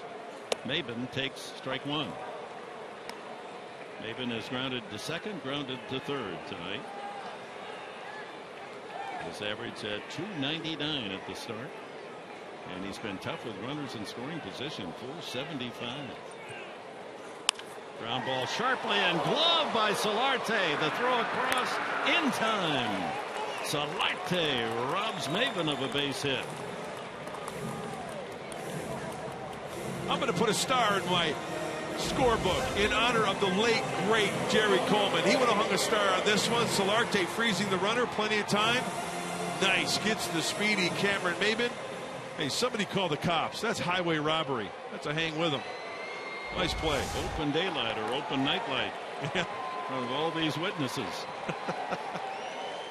Nice play. Freddie Freeman has struck out and sent a shot to right field, but into the shift, and Spangenberg playing out in right field, able to throw him out. Here's a line drive, and Kemp make no catch. No, he trapped it. And on to third, and good backup by Shields. That ball was headed perhaps into the dugout and would have cost a run, but Shields hustled over there and backed up the play. Freeman with a single. Kemp nearly with another spectacular catch in right field. Nice job by Matt Kemp laying out and trying to snag that one off the turf, but it was a short hop, and once again could have been a nasty. If that gets by him, that's trouble. Andy Fletcher, the first base umpire, was all over, and then James Shields. Whenever that ball is in play, a pitcher, there is a lot that you can do to help yourself out. There's the trap. James Shields was on the move. Boy, Matt Kemp showing off the arm, and James Shields showing off that he can get in position quickly. James Shields, his last outing against the Mets at home, he went 5 innings, allowed no runs and 2 hits, but the 6th inning, the Mets got to him, and here tonight, a double and a single, and the first serious threat for Atlanta, with the Padres leading 5-0, and Nick Markakis single, 2 for 2 at the plate. He goes to the off-speed breaking ball for a strike. Peterson had to hold because Kemp almost made that shoestring catch, so he moves to third. Freddie Freeman, a hit machine at first base.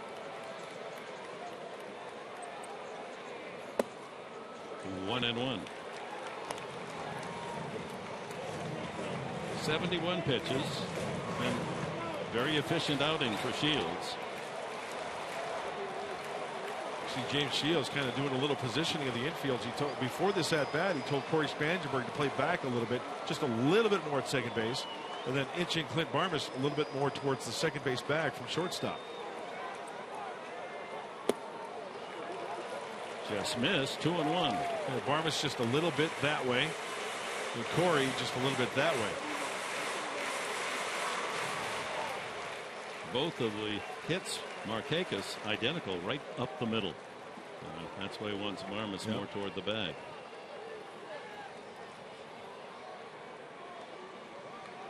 Braves threaten to get on the board here. 1 out, runners at the corners here in the 6th.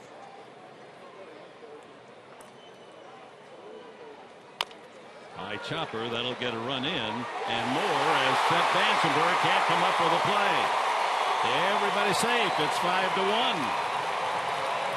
Well, a tough big hopper, and Spangenberg a bit indecisive. He didn't know whether he wanted to go to second or to first on the play. And they're going to charge Spangenberg with an error.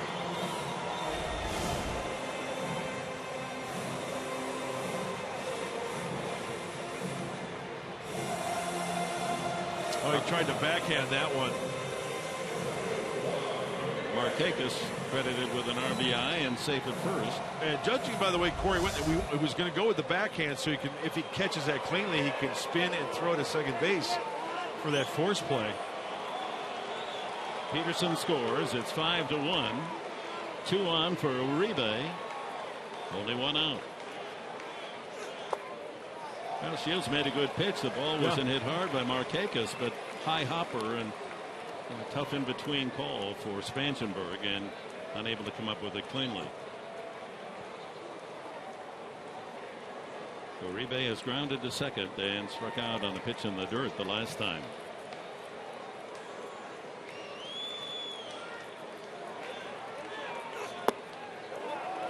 Two and 0. In a hurry, Dale Thayer getting loose.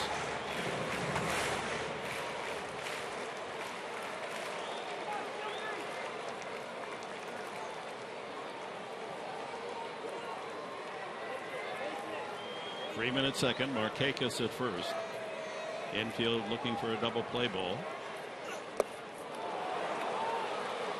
Change up. 2-1.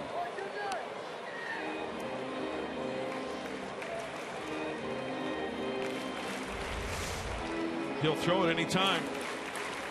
Hitters count. Uribe, out of the hand. If he sees it looks like a fastball, he is going to be hacking. And James Shields counters with the off-speed pitch.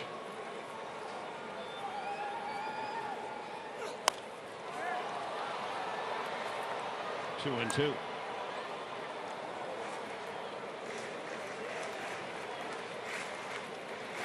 And with Simmons on deck, he singled the last time.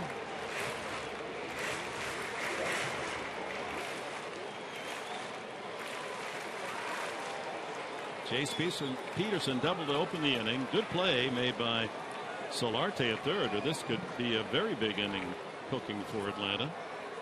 He denied Maben a hit. High fly ball, shallow and left toward the line. Long run for Barmes. He can't get there. We got in on him again. So they count 2-2.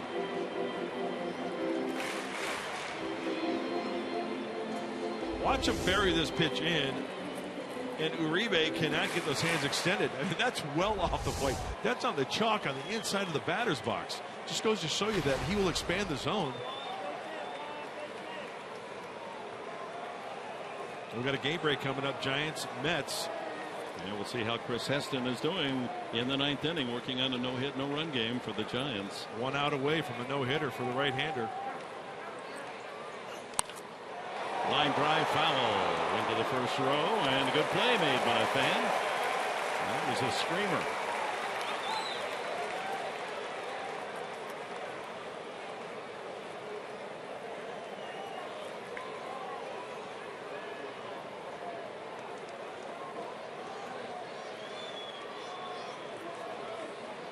Two on. A run home. It's 5-1 Padres. 2-2 coming up to Uribe.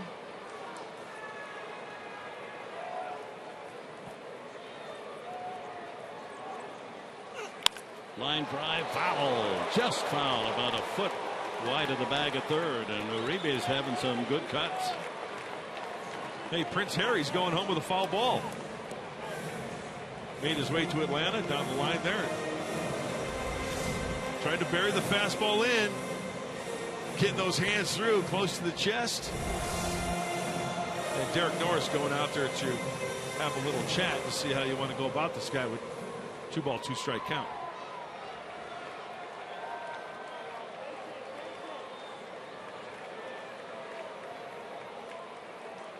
Easy trip for Shields through the first 5, but having to bear down here in the 6th. A run home, 2 on, 1 out. And the ball blocked by Norris. The throw to third, not in time, and the runners move up. A wild pitch. And now a base hit can make it a 5-3 game. Yeah, that could have been nasty.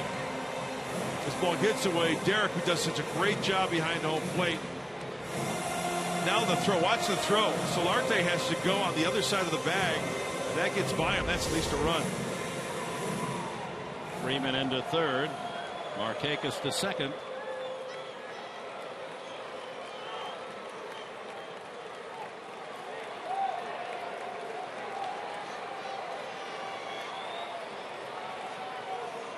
Full count. 0-4, and the bases are loaded, and the tying run comes to the plate. Double, single, error, walk. 5-1, and it's getting very serious for the Padres, and Darren Balsley's going to go out and talk to Shields. Okay, time now for just a little breather. Just go out there, have a little chat.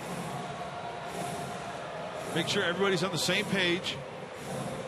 First walk given up by Shields. You know, you can see James Shields. He's working up a lather out there. It's at game time it was 73 degrees with some humidity in the air. So he's been out there many times. He's used to that.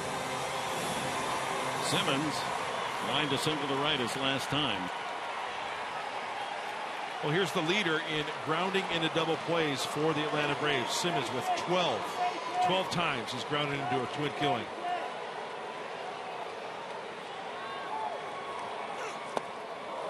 Way out in front of the off-speed breaking ball.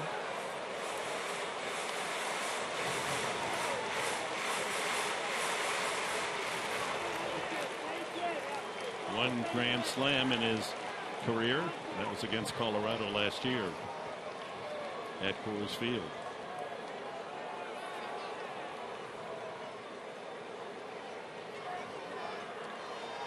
Bases full of Braves. One away. Shields starting to go into the stretch and had a second thought. Backs off.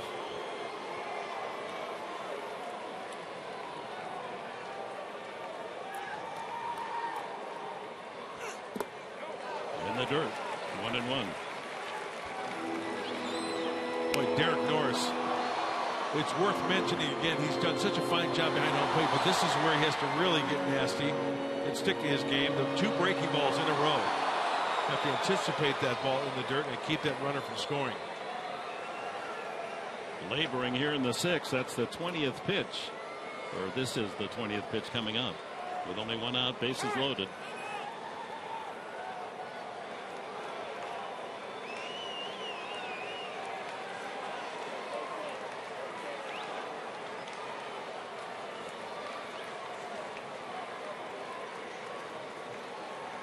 Rays with a double, a single, an error, and a walk have one run in, and the bases loaded. And a line drive, fair ball, past third. One run scores, two runs score, and here comes Uribe. He is out. What a relay by the Padres, and that is huge.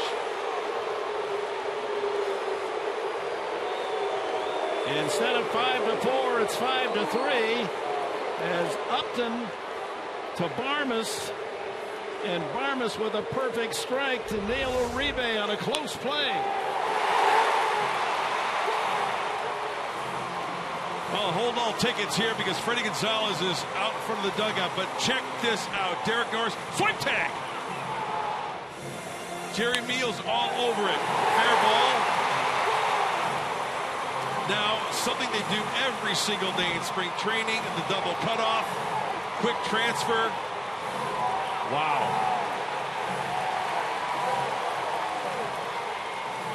Did he get his hand in there before the tag? Or did he get his hand on the base at all? Oh, this will tell us. Kind of tough to tell because on the swipe tag before he hits the back of the plate, whether Derek Norris tagged him or not, very close. Well, it's been challenged by Gonzalez. This is a big review. If it's overturned, it's 5-4 and still only one out. As Simmons drilling that off-speed pitch past third. At least two are in. As they study all the angles and see, he may have gotten him on the left shoulder before Uribe touched the back of home plate with his left hand. Well, it was a terrific relay throw from Barmes.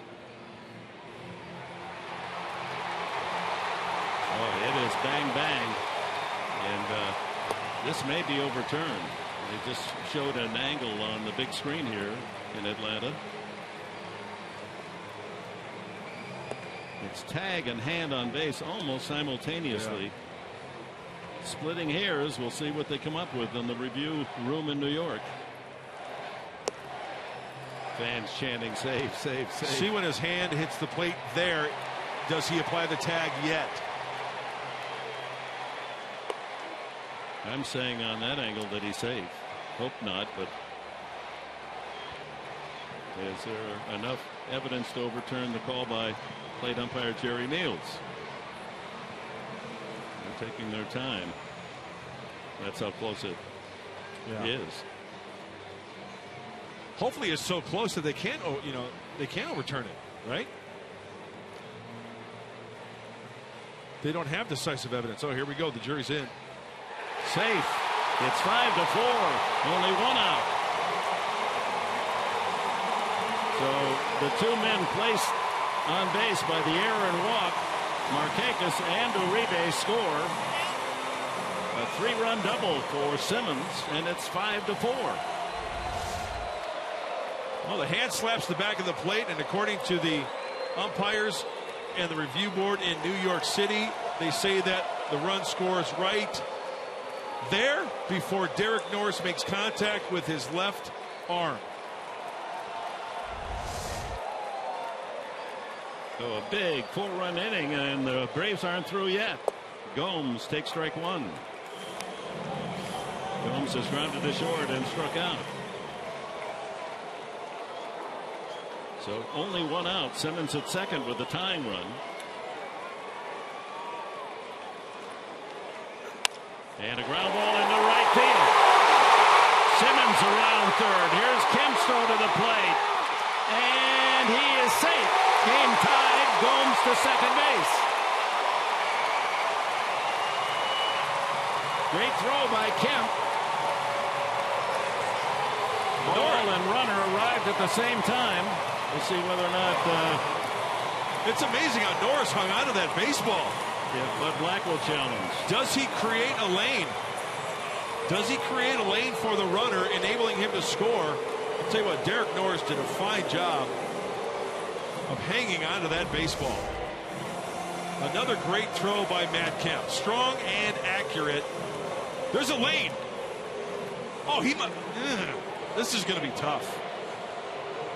There'll be another close call as they review it. I think he created a lane. I think he gave him the outside part of the plate. Oh, no question he did that. Did he get the tag on before that foot hit the base, though? Right. Where's the tag? It is. I got out. Hard to see the base there. It's very, very close. That's a heck of a play. That's a terrific throw by Kemp, isn't it? And a nice pick. That was a short hop pick by Norris. Concentrating at where he was setting Kemp up in front of home plate on the fair side of the foul line. Here we go again. There's a lane there. Pick. Catch and swipe. Well, it's hard to see. Now, you can't see the tag on the back because of that angle. If we have a different angle, here, maybe this will show us. Now, again, you can't see the tag. Oh, you know what? Oh, that's close.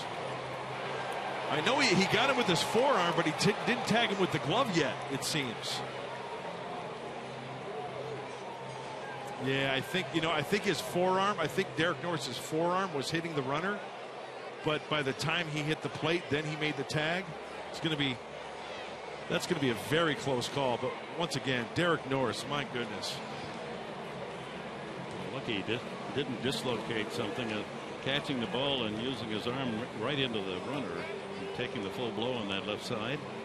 But what an inning that the Braves have put together as the Padres coasting along 5-0, and boom, everything going Atlanta's way here in the 6th. They're still reviewing in New York.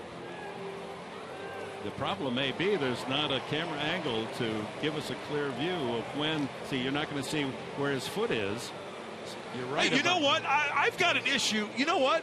I've got an issue with I've got an issue with Simmons coming in with the knee into Norris.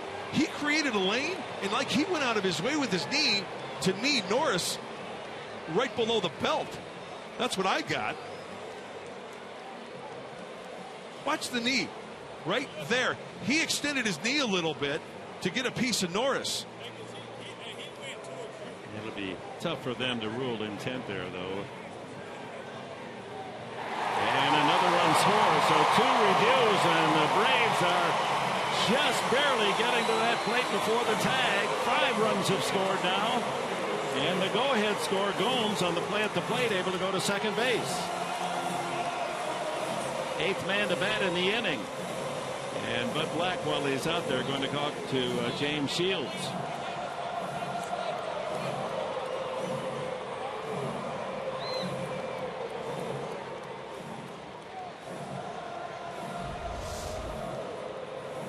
So they've synced up both angles here.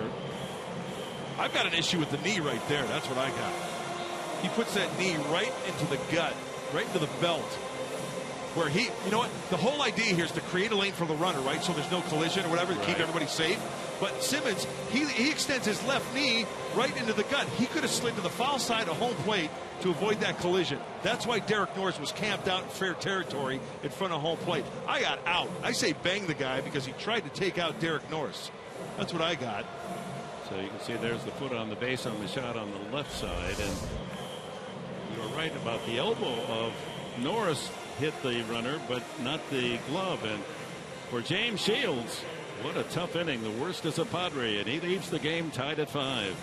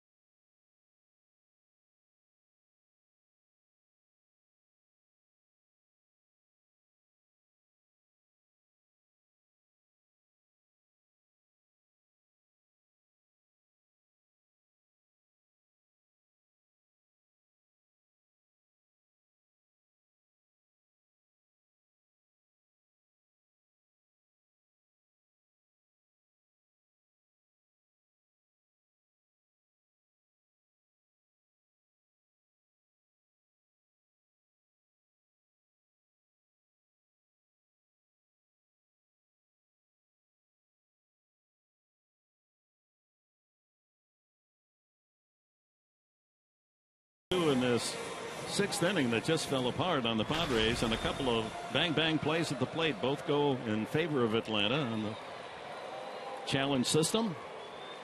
They've scored 5, and they have the go-ahead run out at second base with 1 out, and Dale Thayer comes in to relieve Shields. The hitter is the rookie catcher Christian Bethencourt. First pitch at 81 miles an hour. Well, a nice solid inning for Dale last night in the 6th. 1 inning, goose eggs all the way across for the right-hander. A 1-2-3 inning. Todd Cunningham, the outfielder, is in the on-deck circle. He's got a big swing, doesn't he? Yes, he does.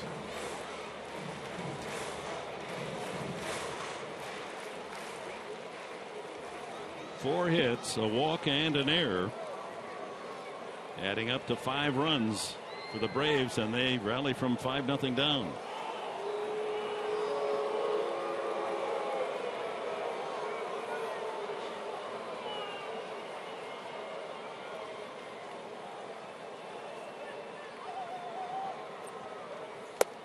Two and one with the pinch hitter Cunningham waiting his turn.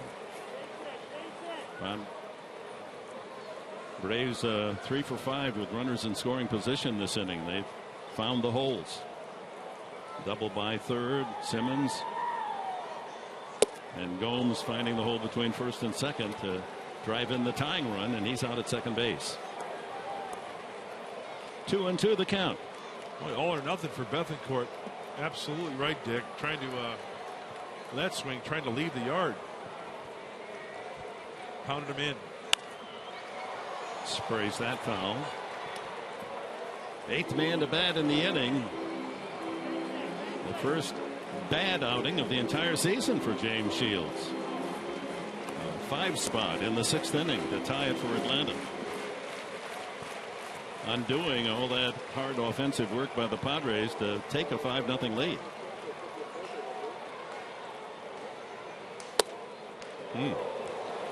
93 on the fastball, but just missed. 3-2.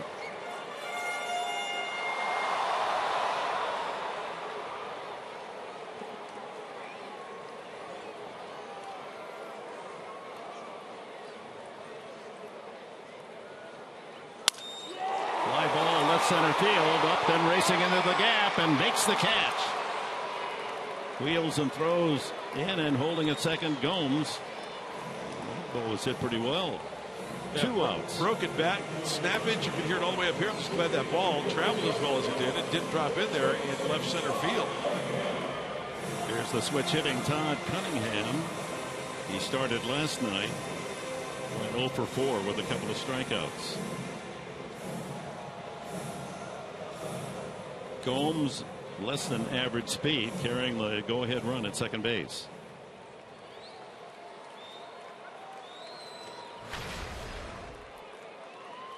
.258 for the rookie outfielder, and 4 runs batted in.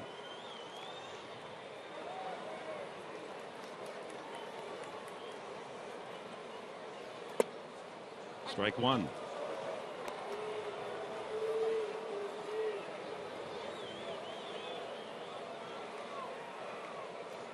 Thayer faced Cunningham last night and induced a ground ball to first base. Shortstop Barmas, and the inning comes to an end, but the Braves bat around. 5 runs, 4 of them earned, 2 close calls at the plate, both reviewed, both go the Braves' way. We have a new game at 5 after 6 innings.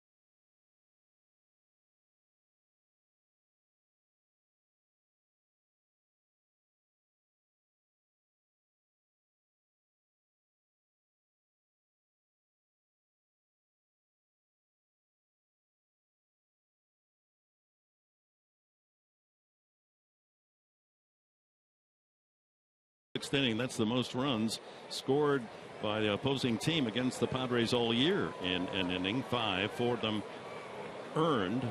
So Shields will not pick up his 8th win. It belongs to the bullpen as we go to the 7th inning. Luis Avalon comes in, the left-hander. We saw him last night. Bo Porter, the coach for the Braves, and Norris in conversation. Kemp, Alonso, Solarte to hit against Avalon. 2-0. Last night, Avalon worked the 11th inning. Gave up a hit, struck out a couple. Tough time against lefties. Over 300. Righties at 159. Fastball, changeup, curveball. 91-96 for Avalon. There's a two-seamer. He gave up the RBI double to Amarista that took the score from 4-3 to 5-3 in the 11th inning last night. And then struck out the next 2 batters. Kemp 0 for 3, the only Padre without a hit tonight. They've out-hit the Braves 12-7. All right, well, back to square one. And when you look at the numbers, Dick, it's worth revisiting. The bullpen for the Braves, brutal. Last 14 games, 7.82 ERA. Bullpen for the Padres, some kind of nice. And we're tied up at 5, a whole new ball game. We've got a 3-inning game going on here. 3-2 to Kemp. But both bullpens are hardly fresh. They both have been tested in the 11th inning game last night. So 6 relievers used by Freddie Gonzalez, and the Padres also used 6.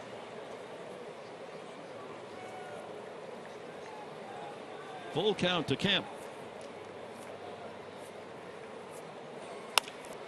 Fly ball to right.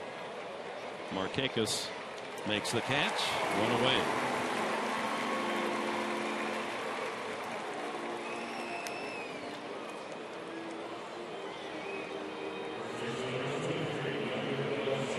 Brandon Kenneth, a right-hander, gets ready. Yonder Alonso, an RBI single in 3 trips.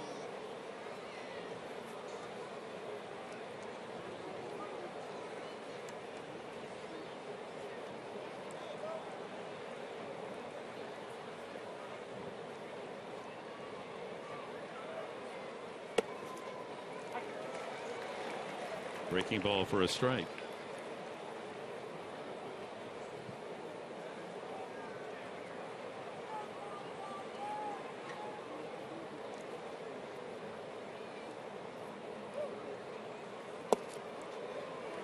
Oh, and 2, another breaking pitch. It's that sweeping curveball that he throws from the left side. He'll elevate the fastball too sometimes.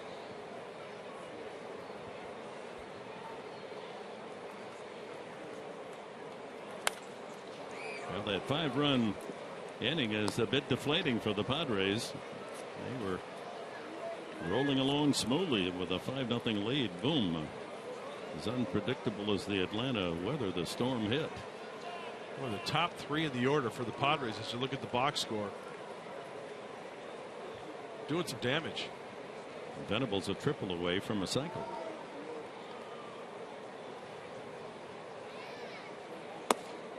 Another breaking ball, 1-2.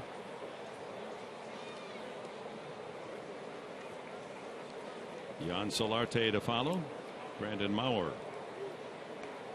appears to be next in line for the Padres.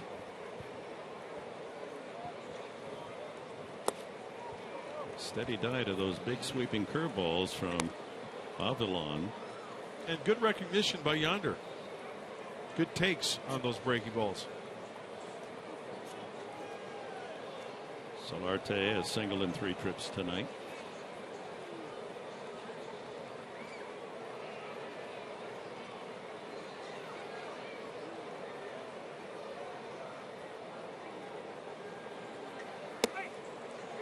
And the count goes full.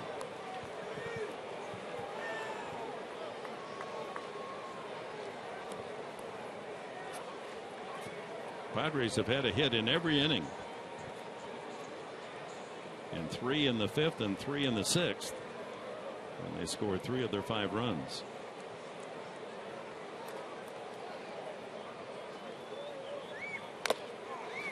That one got the catcher Bethancourt.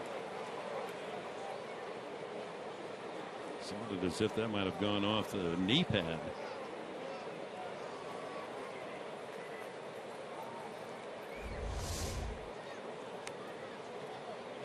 Off the right knee. Yep.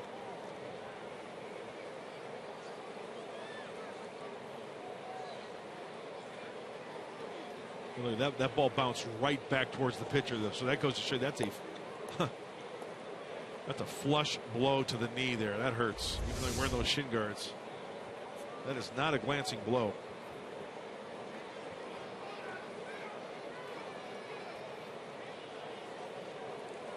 Jim Lavelle, the Braves assistant trainer, making sure that he's okay.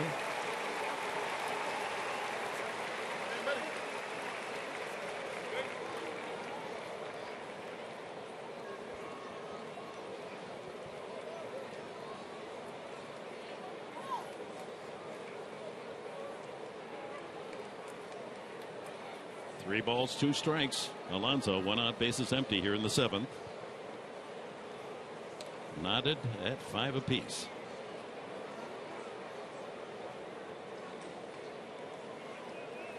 Struck him out.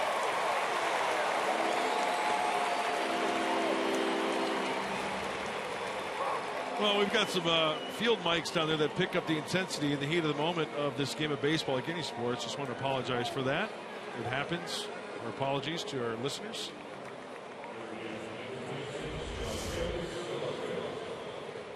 Good fastball in on the fists. So 2 outs. Solarte singled the first time up. He's batting right-handed for the first time. Off the head of the bat.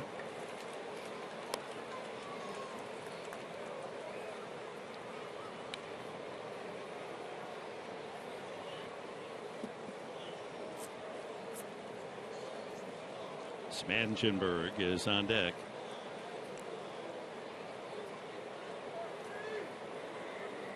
Ground ball toward the hole. There's Simmons, and he bobbles it. That's a rarity. The Gold Glove shortstop unable to come up with it cleanly. He was bracing, trying to field and throw in one motion. Couldn't come up with it, and that will be an error charged to Simmons.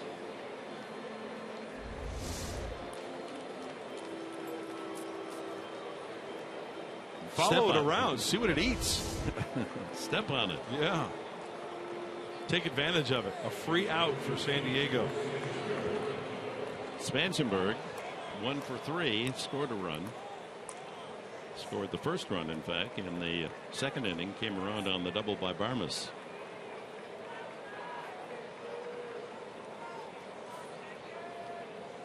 Only the 2nd error committed by Simmons all year. Line drive, base hit. Spangenberg delivers. Solarte around 2nd to 3rd. Markakis plays his ball into 2nd, and the Padres have runners at the corners with 2 outs.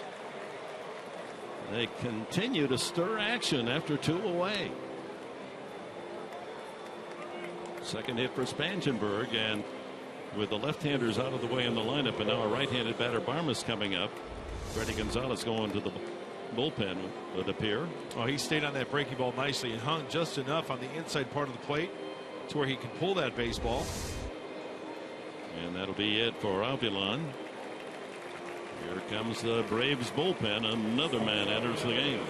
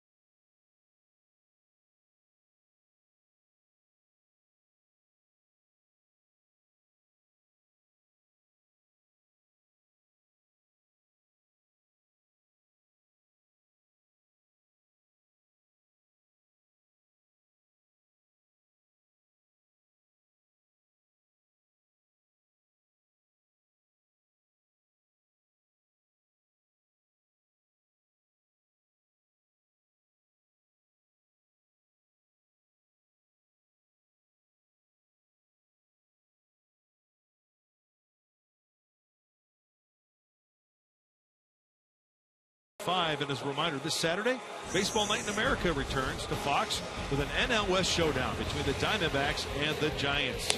Coverage begins Saturday at 4 p.m. Pacific, right here on Fox. So the new pitcher for the Braves, Brandon Kenneth, 26 years of age, born in Arcadia by the Santa Anita Racetrack, lives in Corona, California. His 24th appearance. The Padres, 7th inning or later, have done a lot of good work. 91 runs, most in the National League, 7th inning on. 2 out runners in scoring position, also best. First and third, 2 outs, 5-5 tie here in the 7th. Barmas the hitter. Ball 1. Will Middlebrooks is on deck. Well, Kenneth's got a mid-90s fastball. Pretty basic 2-pitch pitcher. Fastball, slider, 91 to 96. That fastball of his is a 4-seamer.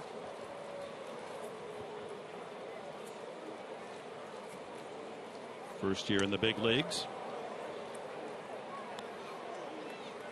Last year at Mississippi, the Double-A team for the Braves, he was 3-0 in 33 relief appearances. There's his A move.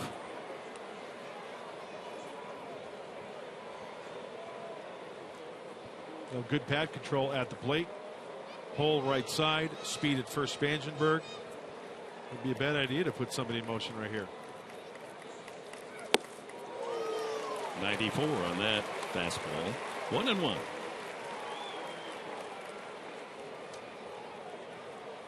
So the Giants only a half game, well, a full game actually, behind the Dodgers at the start tonight. Get a no-hitter. And Chris Heston.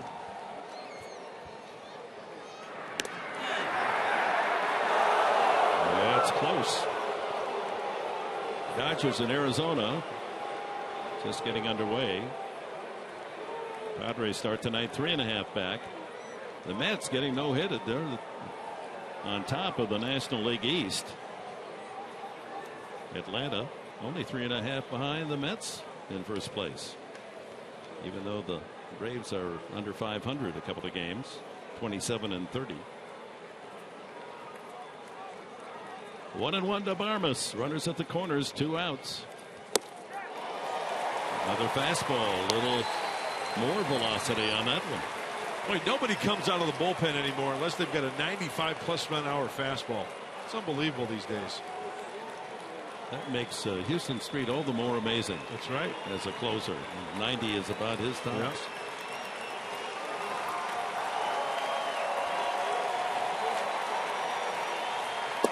Struck him out.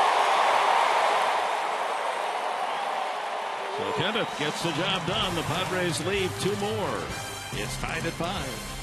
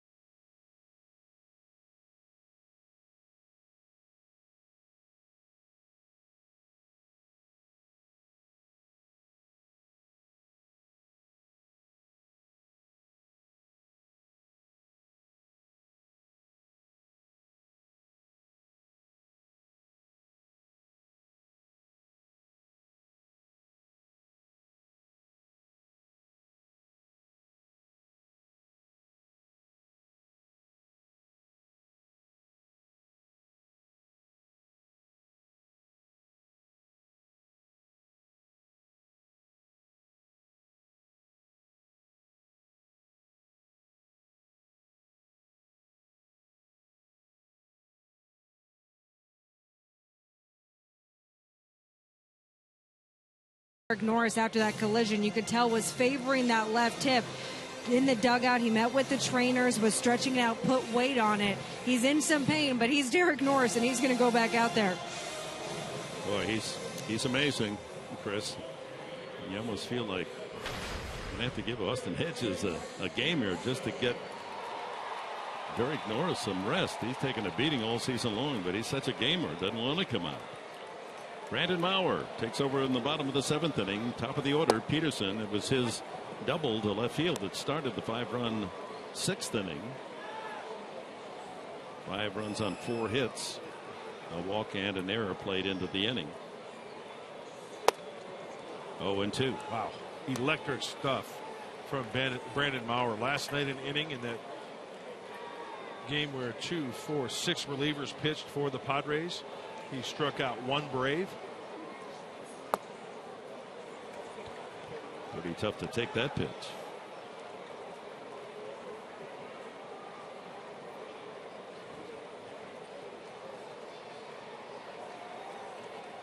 Change up. 2-2. 1.86 ERA for Maurer. 29 innings, only 15 hits. Opposing batters hitting 152.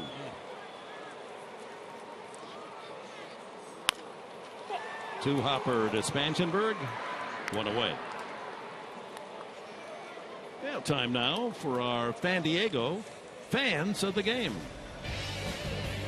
Some good plays made by that young man. Big first baseman's club. Line drive. Like that had a little carom to it. But he was right there to save his lady fair and clutch. Not his lady fair, but the baseball. Cameron Maben had a hit taken away by Jan Solarte in the last inning. He's grounded out 3 times.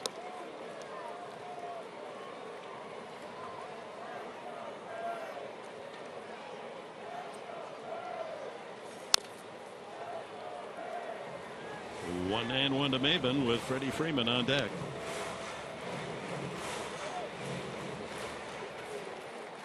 Hey, we got a good one going on here, Professor. Another one. Yeah, if you're watching this one, call a neighbor, call a friend, have them tune in to Fox Sports San Diego. Tied in the late innings. Swing and a miss. 1-2 to Maben.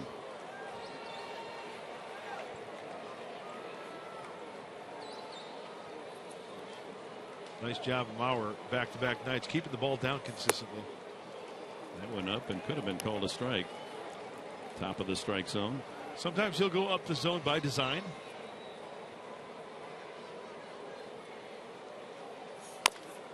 High hopper. That's going to be too tough. Armas just has to flip it back to Solardi. Infield hit for Maben. Hey, don't forget to fill out your 2015 All-Star Game ballot and support your favorite Padres. Derek the Wall Norris. He needs your votes. Justin, yeah, I can fly and hit Upton. Needs your help to get voted in. Vote for these All-Stars up to 35 times at Padres.com/vote or with the MLB.com @bat app. Let's get them to the All-Star game. Yeah, something suspicious happening up there in San Francisco. Yeah.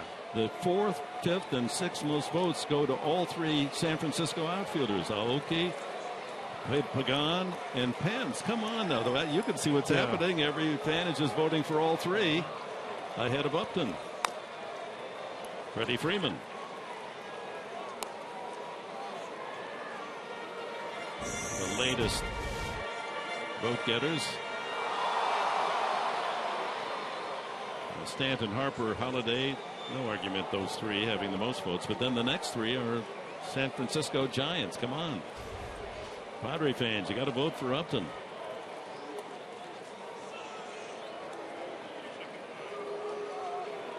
Maben stole his 10th base of the year last night. Shift on with 1 strike. Solarte moves from 3rd over to the right side of the infield, playing there 2nd.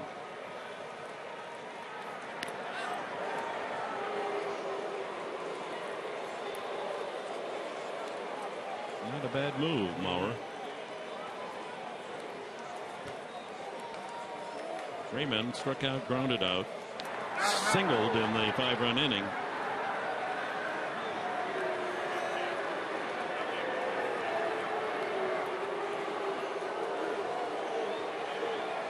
That was even close on that play. Look at the swipe tag. Knocked his helmet off, reaching for the bag with his left hand. He was in.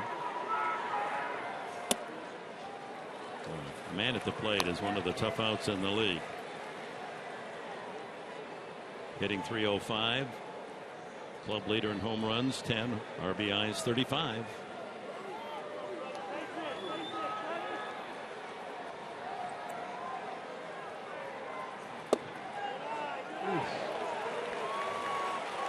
Didn't get the call. 2-1. Yeah, and how do you not swing at that? Good pitch.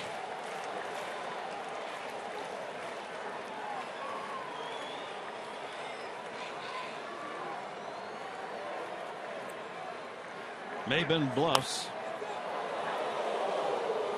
Dangerous line drive into the crowd. Good news out of Boston. The lady that was struck by the broken bat at Fenway Park over the weekend, her condition has been upgraded to fair. Thank goodness. That's great news. 2 balls, 2 strikes. Freddie Freeman.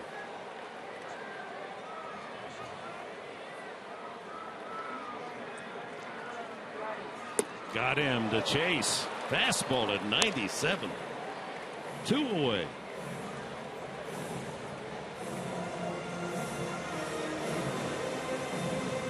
So here is the most current update, with Justin Upton moving ahead of Pagan as he should, and Andrew McCutchen should. And how is Aoki better than McCutchen and Upton? Yeah. So get your votes out, fans. Upton deserves to go to Cincinnati for the All-Star game. Yeah, we can play that game too, right? Yes. Padre fans? 35 votes. Oh, get on it. Markakis on base all 3 times, 2 singles, and safe on Spanssenberg's error. A key play in that 5-run 6th inning.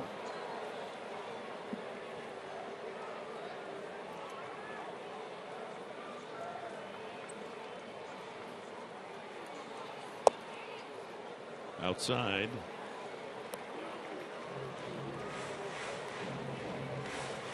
Markakis with his 2 hits tonight at an even .300 on the season. One of the acquisitions from Baltimore offseason. 2-0.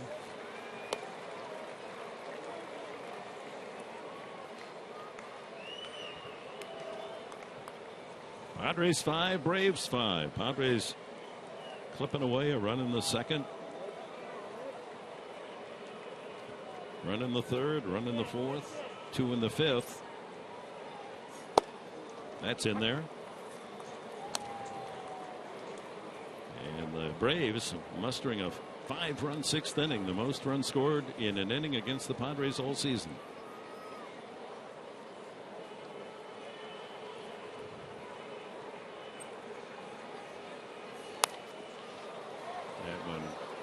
Clipped back behind home plate, out of play. 2-2. You know, I like how Mauer works quickly as well. He likes to shoot, rock, fire. As Roger Craig would say, hump baby. Get it and go. Jimmy Johnson now in the bullpen. Got to keep your eye on Maben. And Mauer with his 5th throw over there. It certainly is. Ooh, that was pretty close. Trying to catch Maben taking that first step and a half.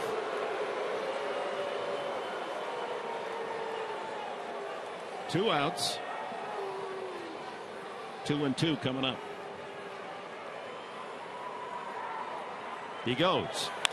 Ground ball right through the hole. Barmes was covering. Maben keeps right on going.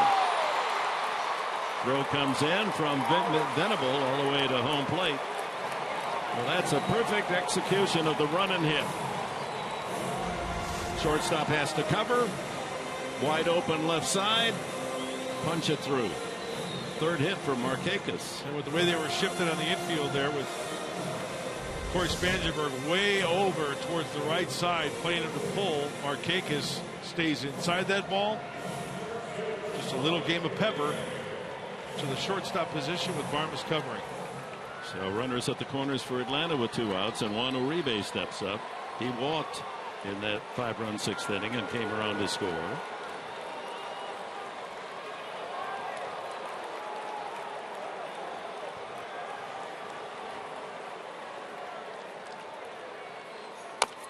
Chopped to first, foul.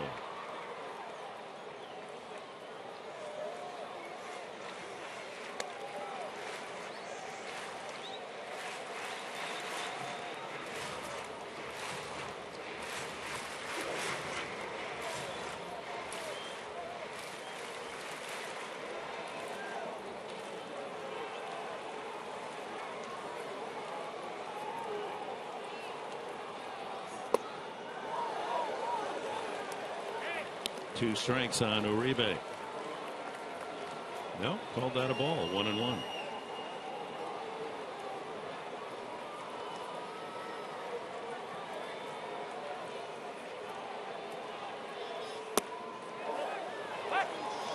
Over but low. 2-1.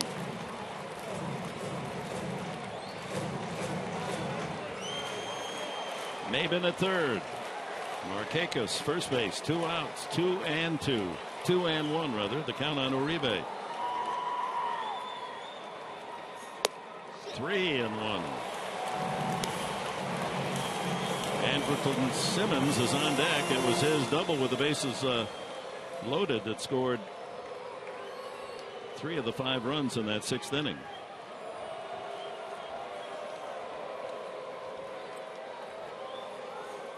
And he walked him. Bases loaded.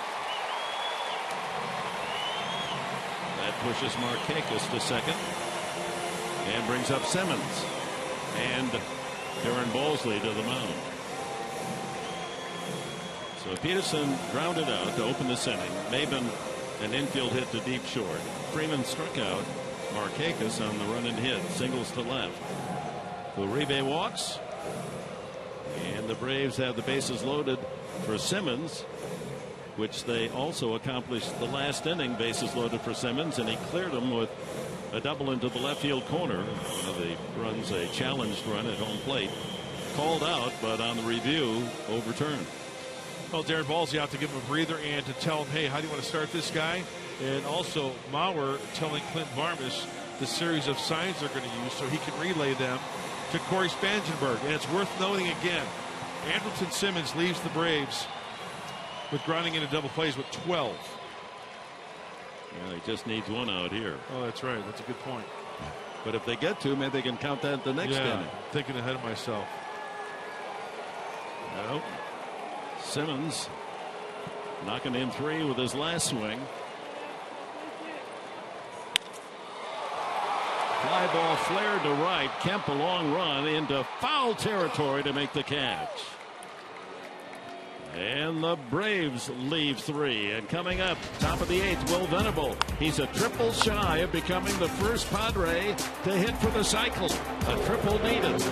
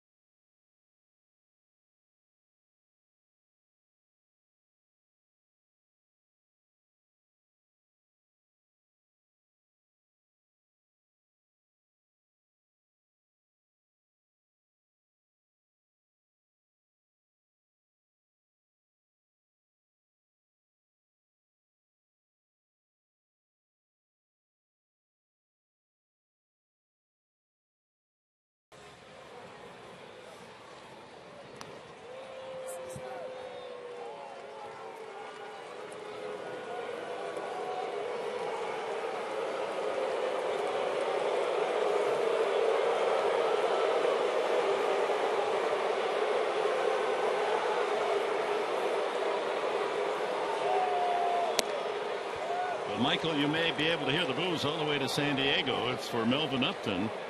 He's the most wanted here in Atlanta.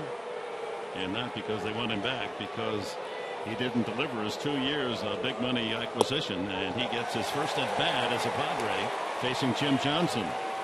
1-1 the count. He was a major disappointment to the Braves after signing a very lucrative contract. 2-1. Entered the game last night as a pinch runner and scored the tying run in the ninth inning.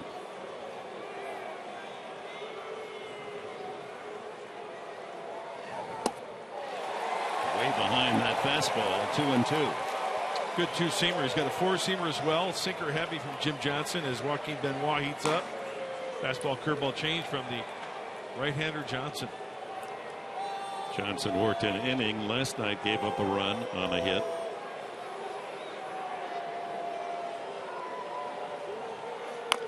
Fouled at the plate. He gave up a double to Venable, who eventually scored on a ground out by Upton to make it 3-2.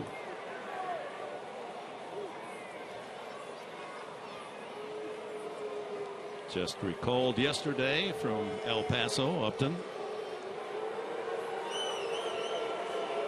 Oh, the fans, they're not letting up. Outside, he's worked the count full. Upton has power, and he's a good base stealer. Leadoff walk wouldn't be the worst thing.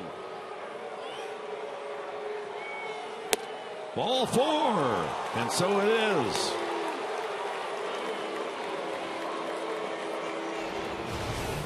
Will Venable steps up, singled in the first inning, a shot to right field. Third inning, line drive home run just inside the foul pole and right. His 5th homer of the year. 6th inning, left center field, a double out past the reach of Gomes to knock in another run. A triple shy of the cycle no Padre ever in the long history of the franchise has ever singled, doubled, tripled, and home run in a game. Ball 1.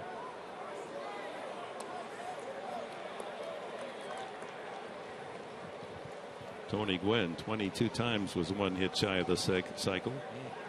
Venable's been there before, 8 times one hit shy, usually the triple. That's unbelievable. 22 times.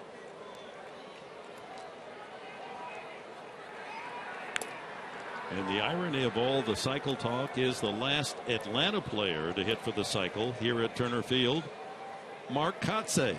Nice. Last year. No, in 2008, rather. 2008, August 14th.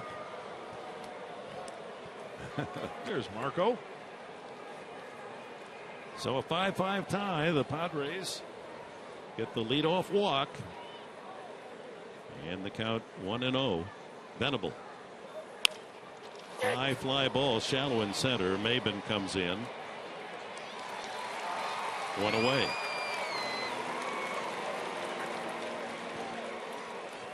Brings up Derek Norris after grounding out and striking out. Norris has singled and doubled in a run. Double his specialty. It's his 18th 2-base hit of the year, leading all major league catchers.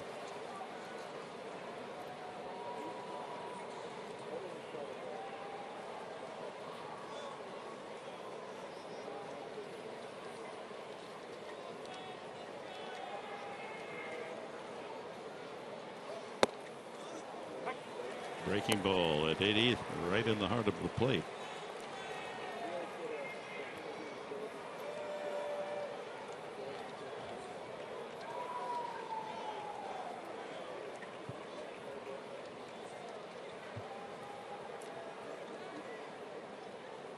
Runner goes. The throw by Bethancourt's into center field. Upton on his feet over to third. Single in air, and the Padres with one out have the tiebreaker 90 feet away. First stolen base for Melvin Upton, and he moves to third on the air. Bethancourt. A great jump, a bad throw, a nice pop-up slide, and Melvin Upton Jr. is 90 feet away. That brings the infield in. sesamoid bone bruise, my eye. He's running quite well. Doris, a high chopper, and up into the plate. The throw, he's in there, and the Padres take the lead 6-5. That's the contact play, and Norris chopping it just high enough that Uribe, by the time he fielded and fired to the plate, up and able to get in. This is going to be a challenge probably by Freddie Gonzalez as we take a look. Well, he's won the other two at home plate. You might as well challenge again.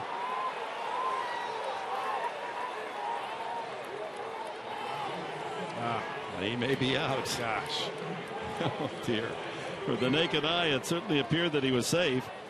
Now, 3 plays at the plate. The plate umpire, Meals, has called the Padres way twice, calling one of the Braves out and calling Upton safe. But we'll have to look at how that underside leg, did it get in under the tag? I don't think so. I think this is going to be easy in New York. Boy, 3 for 3. The Braves win all 3.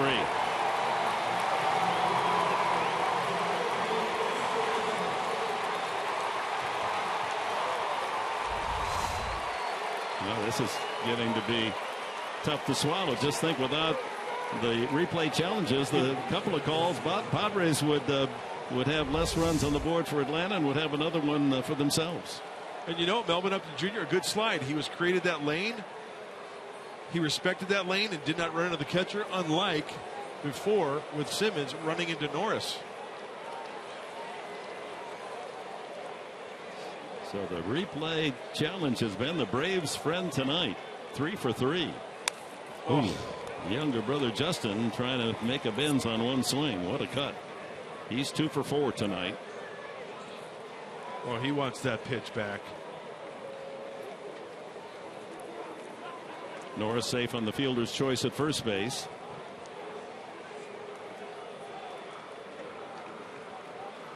Two outs now here in the 8th. The outfield doubles defense. By the way, Cunningham stayed in the game for Gomes in left field. Maven in center, Markakis in right, all well back.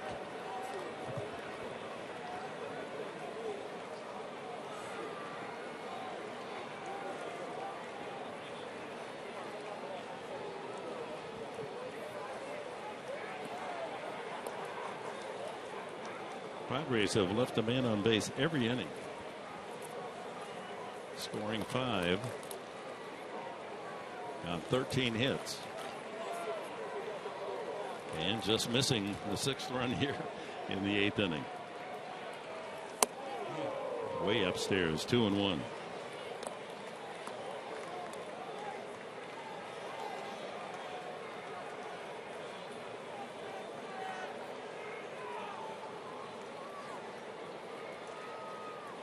Johnson 26 in the 3rd innings, 26 hits, a couple of home runs. High chopper again, Uribe. Well, the Padres tonight in the 8th, close at the plate, but the Braves get the call again, and it remains tied at 5.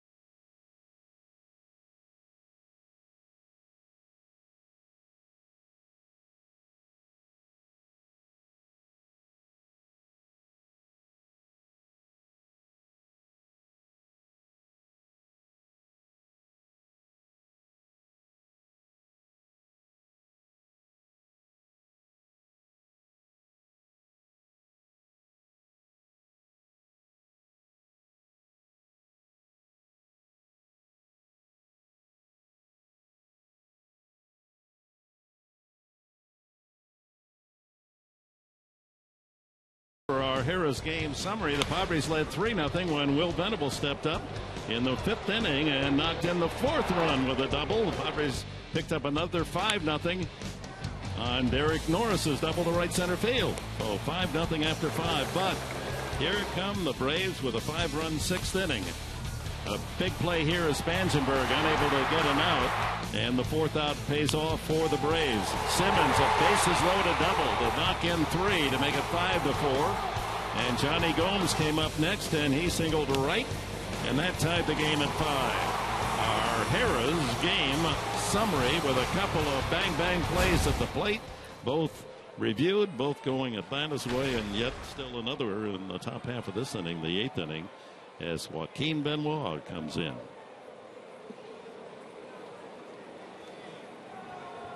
Great numbers for the veteran right-hander. Consistent. He'll face the lower third of the order.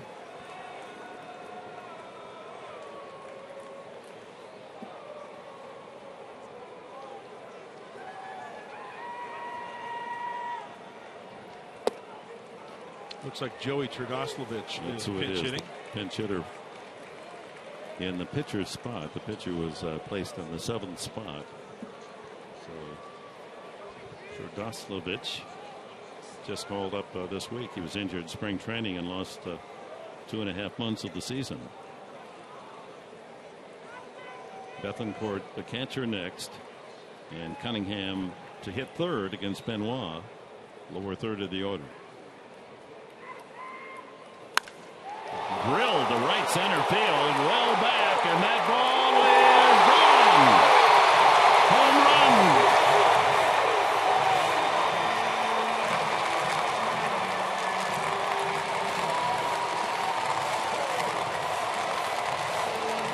6-5, Atlanta.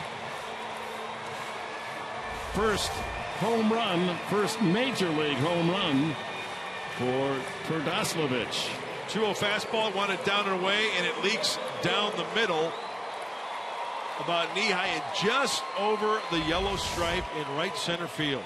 His 4th official major league at bat. He homers, and Atlanta leads for the first time tonight 6-5.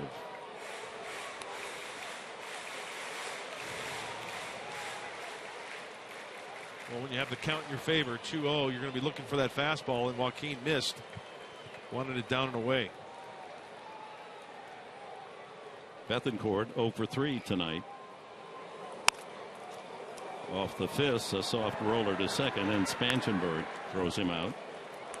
So looking ahead, 9th inning, the Padres will have Kemp, Alonso, and Solarte scheduled.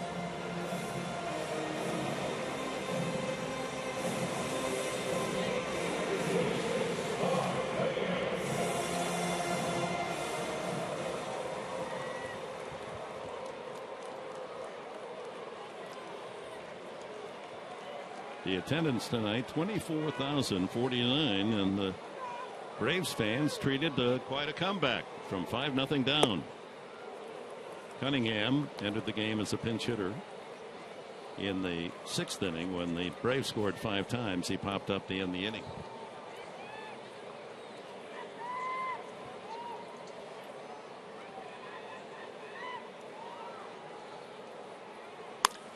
Center field. Venable twisted and turned and makes the catch. 2 away. Well, our National University standings in the NL West. The Dodgers playing tonight against Arizona, Dodger Stadium. The Giants have won on the no-hitter by Chris Heston. The Padres are 1 game above 500, but are down in the score column tonight 6-5. Then Arizona and Colorado.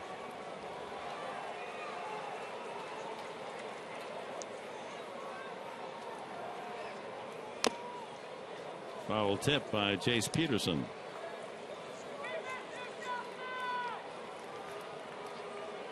More on Joey Turdoslavich. He had a 20 home run minor league season. Out of play. Last year at Gwinnett, the AAA club of the Braves, hit 15 homers. Came up to Atlanta for 10 at-bats, had 3 hits and 1 favor in spring training. And his 4th major league try, he homers.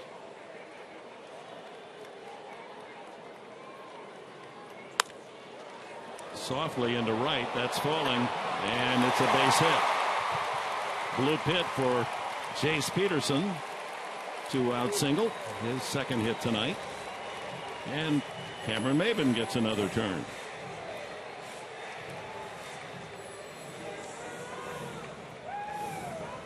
Cameron grounding out 3 times, and an infield hit to deep short is last.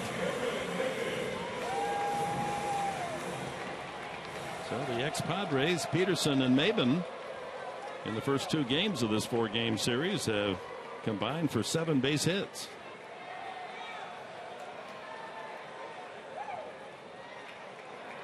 Peterson has 6 steals.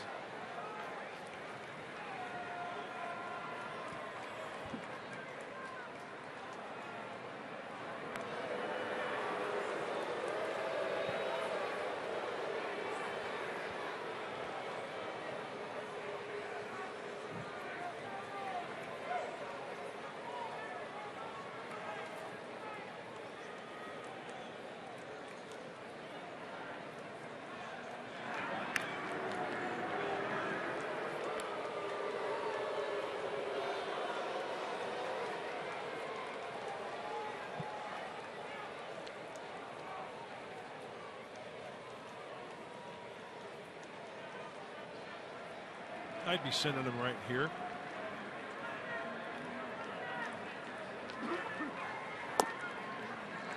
For the first couple pitches, maybe 2-3 pitches.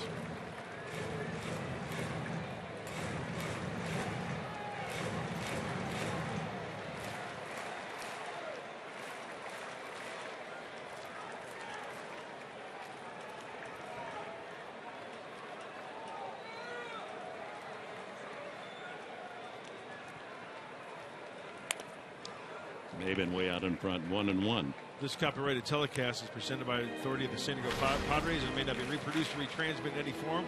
And the accounts and descriptions of this game may not be disseminated without the express written consent of the San Diego Padres.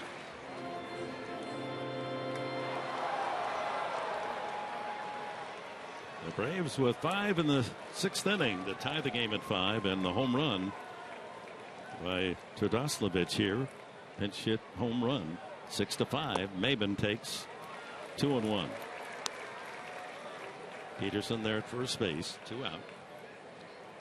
So Bud Black's team, known for its comeback wins, will have to try again to come from behind after enjoying that 5-0 early lead. They've left 10 men on base. They've squandered a lot of chances tonight.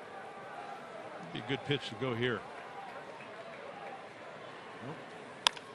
To the right side, Spangenberg closes the hole and throws out Maybin. So the Padres come up in the 9th inning, needing a run to tie and 2 to go ahead, and Kemp will lead it off.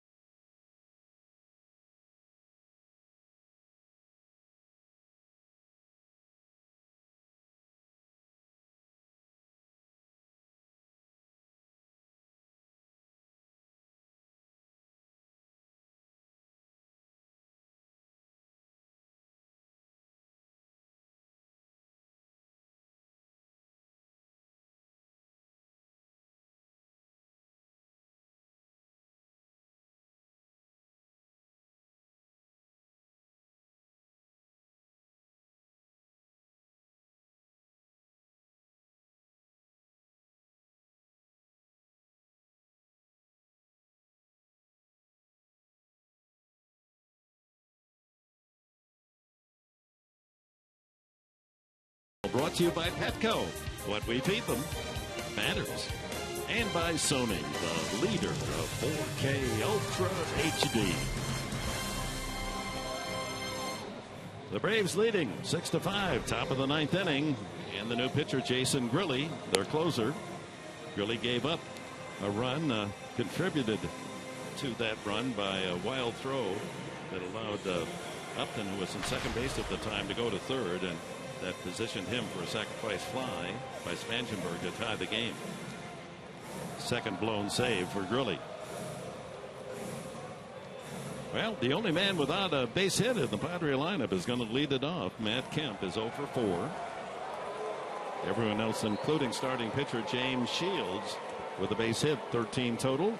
Padres with 15 comeback wins. Second to St. Louis in the National League. Comeback win last night.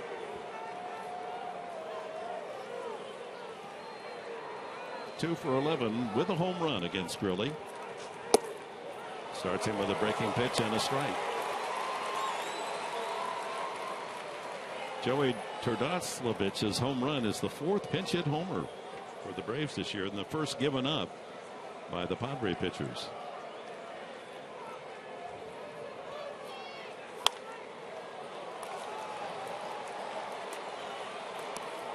Two strikes on Kemp. Alonso and Solarte to follow.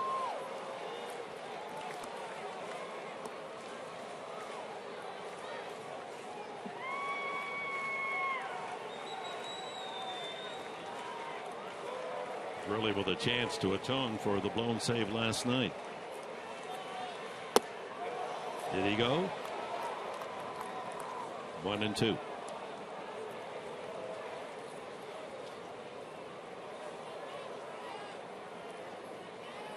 Outfield playing Kemp toward right center.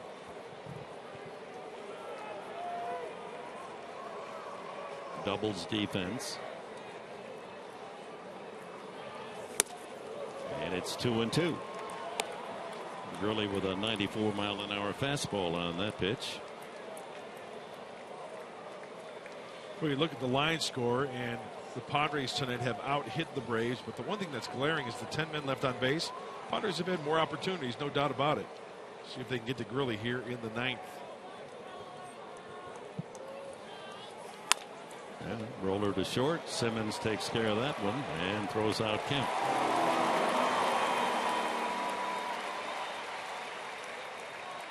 Let's take a visit with our Ram Trucks Tools of the Trade. Brought to you by Ram Trucks, and we're going to check out that play at home plate. Derek Norris getting the throw from Matt Kemp, picks it, creates a lane, and gets a knee from Simmons. He was ruled safe. Derek Norris hung in there, and even Derek Norris was like, hey, dude, I gave him a lane. He runs into me. That's not supposed to happen. Now, your point's well taken. Seeing it from that angle, he definitely did not go straight to the home base. He went into the catcher. But no ruling against it. It winds up being an Atlanta run. Yonder Alonso, 1 strike to the Padre first baseman. He has an RBI single in 4 trips.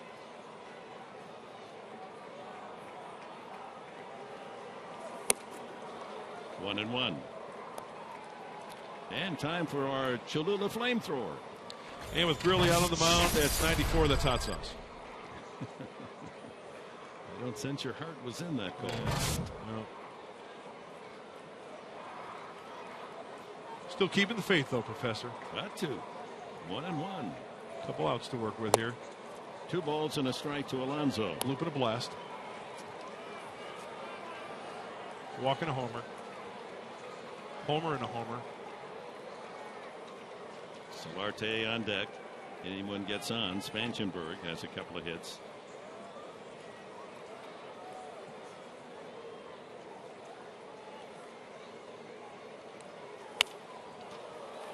Out of play.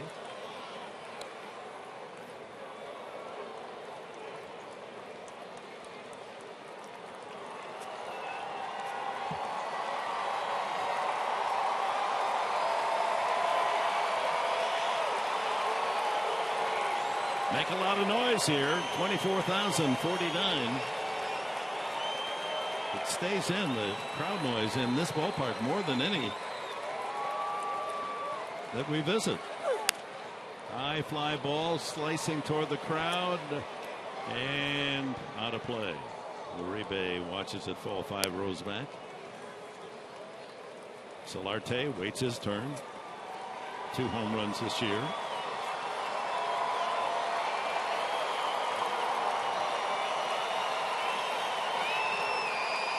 There's a Padre fan hanging in there trying to rally the troops.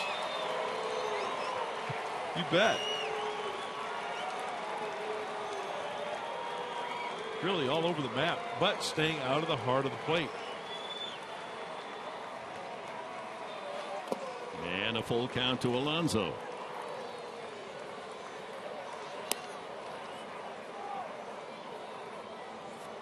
Look at the Padres. Every single one in that dugout basically right up on the railing, pulling for Alonso to get something going here in the 9th.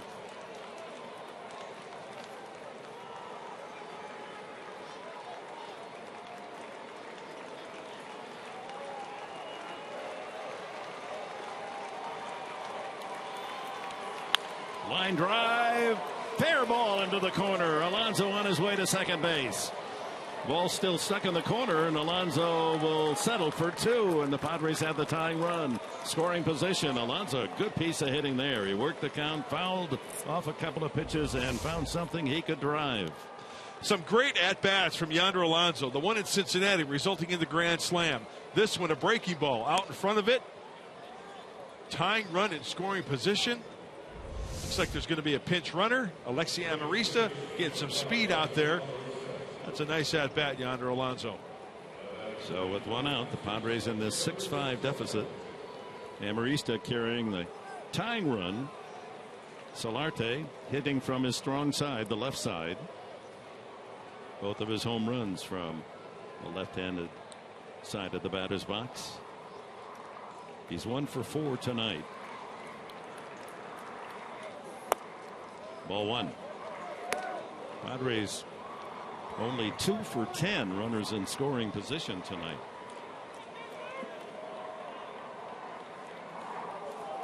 Big hole right center field for Solarte.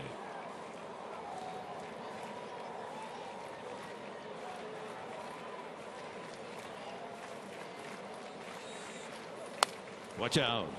That went a late swing. Amarista taking a healthy lead. Simmons just behind him. Amarista, ball in the dirt, try to advance to third.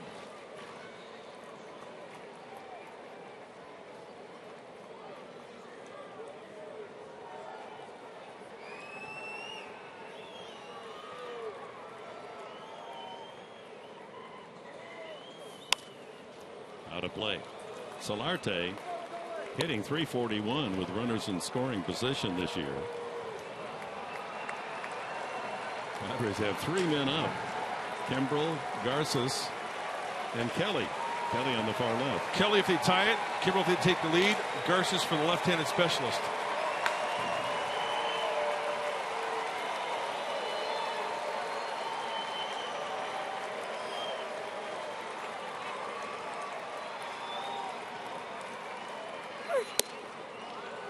Good layoff. Tried to get him to climb. 2-2. If the Padres were to tie it, they would have Freddie Freeman due up. Nick Marquez' 2 left-handers. So Garces would probably come in for them. Unless Buddy knows of good numbers with Sean Kelly. Yeah, you're absolutely right, Dick. Then Uribe would be the 3rd hitter up that inning on the right side. 2-2 to Alonso. Tying run at second. Popped it up, but that'll make it to the crowd. Making Grilly work. That's 17 pitches.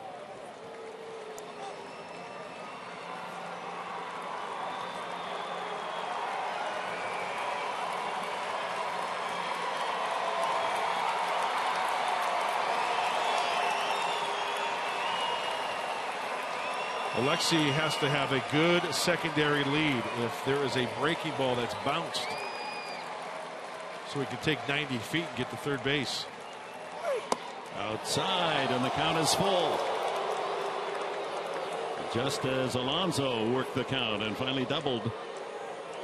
Good job by Solarde to get the count. 3 balls, 2 strikes.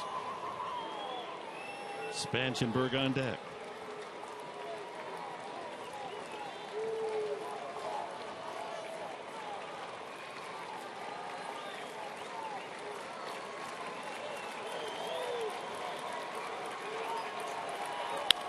Oh, popped it up.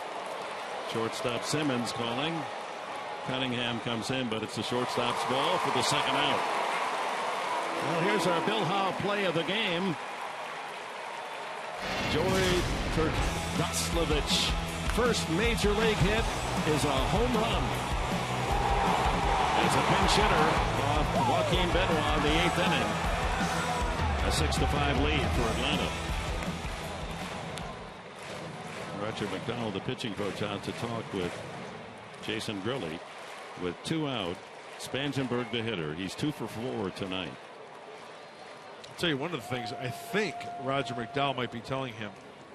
If you're going to throw this guy a breaking ball, make sure, for the love of Pete, it's not in the strike zone. Corey Spangenberg last night hit a breaking ball down the line for a double. Hit a breaking ball tonight. Let's see if Grilli pounds him with fastballs away and breaking balls off the plate. Probably a backdoor breaking ball. Nothing middle in. That's how I'd go about it.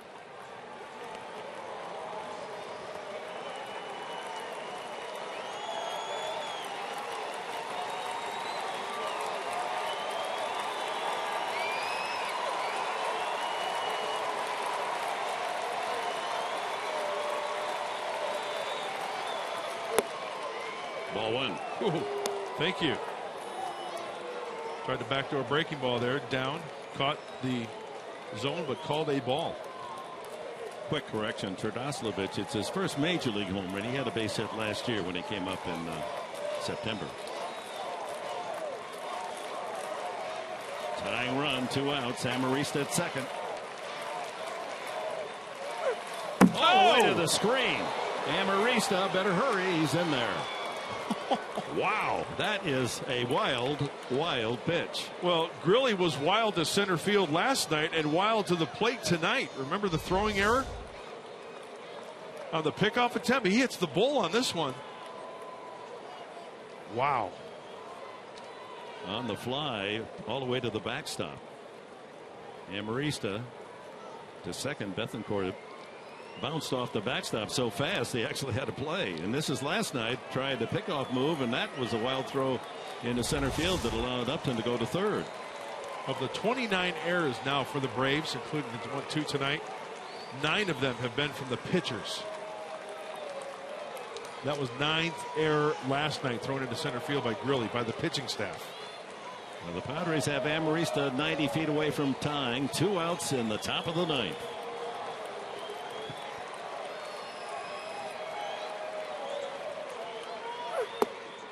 Ball low, 3-0. Boy, that could have been called a strike. Yep. After Spangenberg, Barmas due next.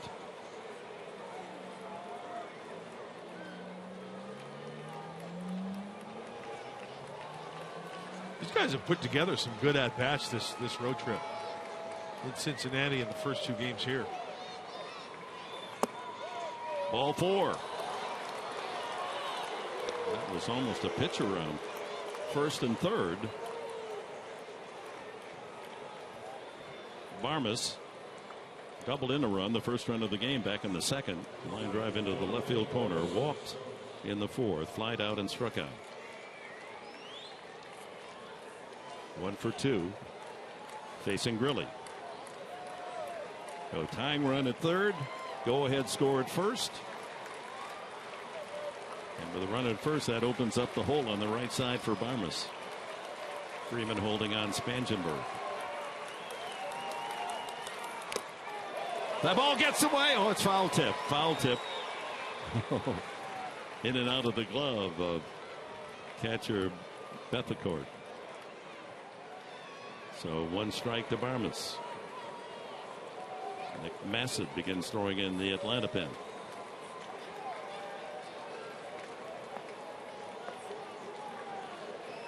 Armas has only 2 RBIs for the entire season. What a big base hit would do here. But he's down on the count, 0-2.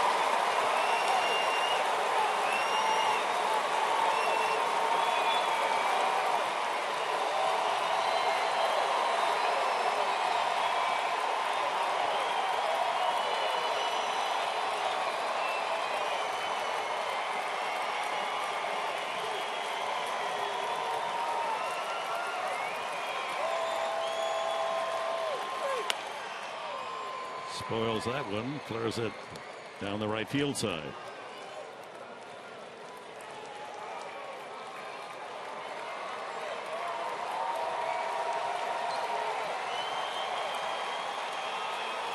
'27th pitch of the inning for Grilli coming up.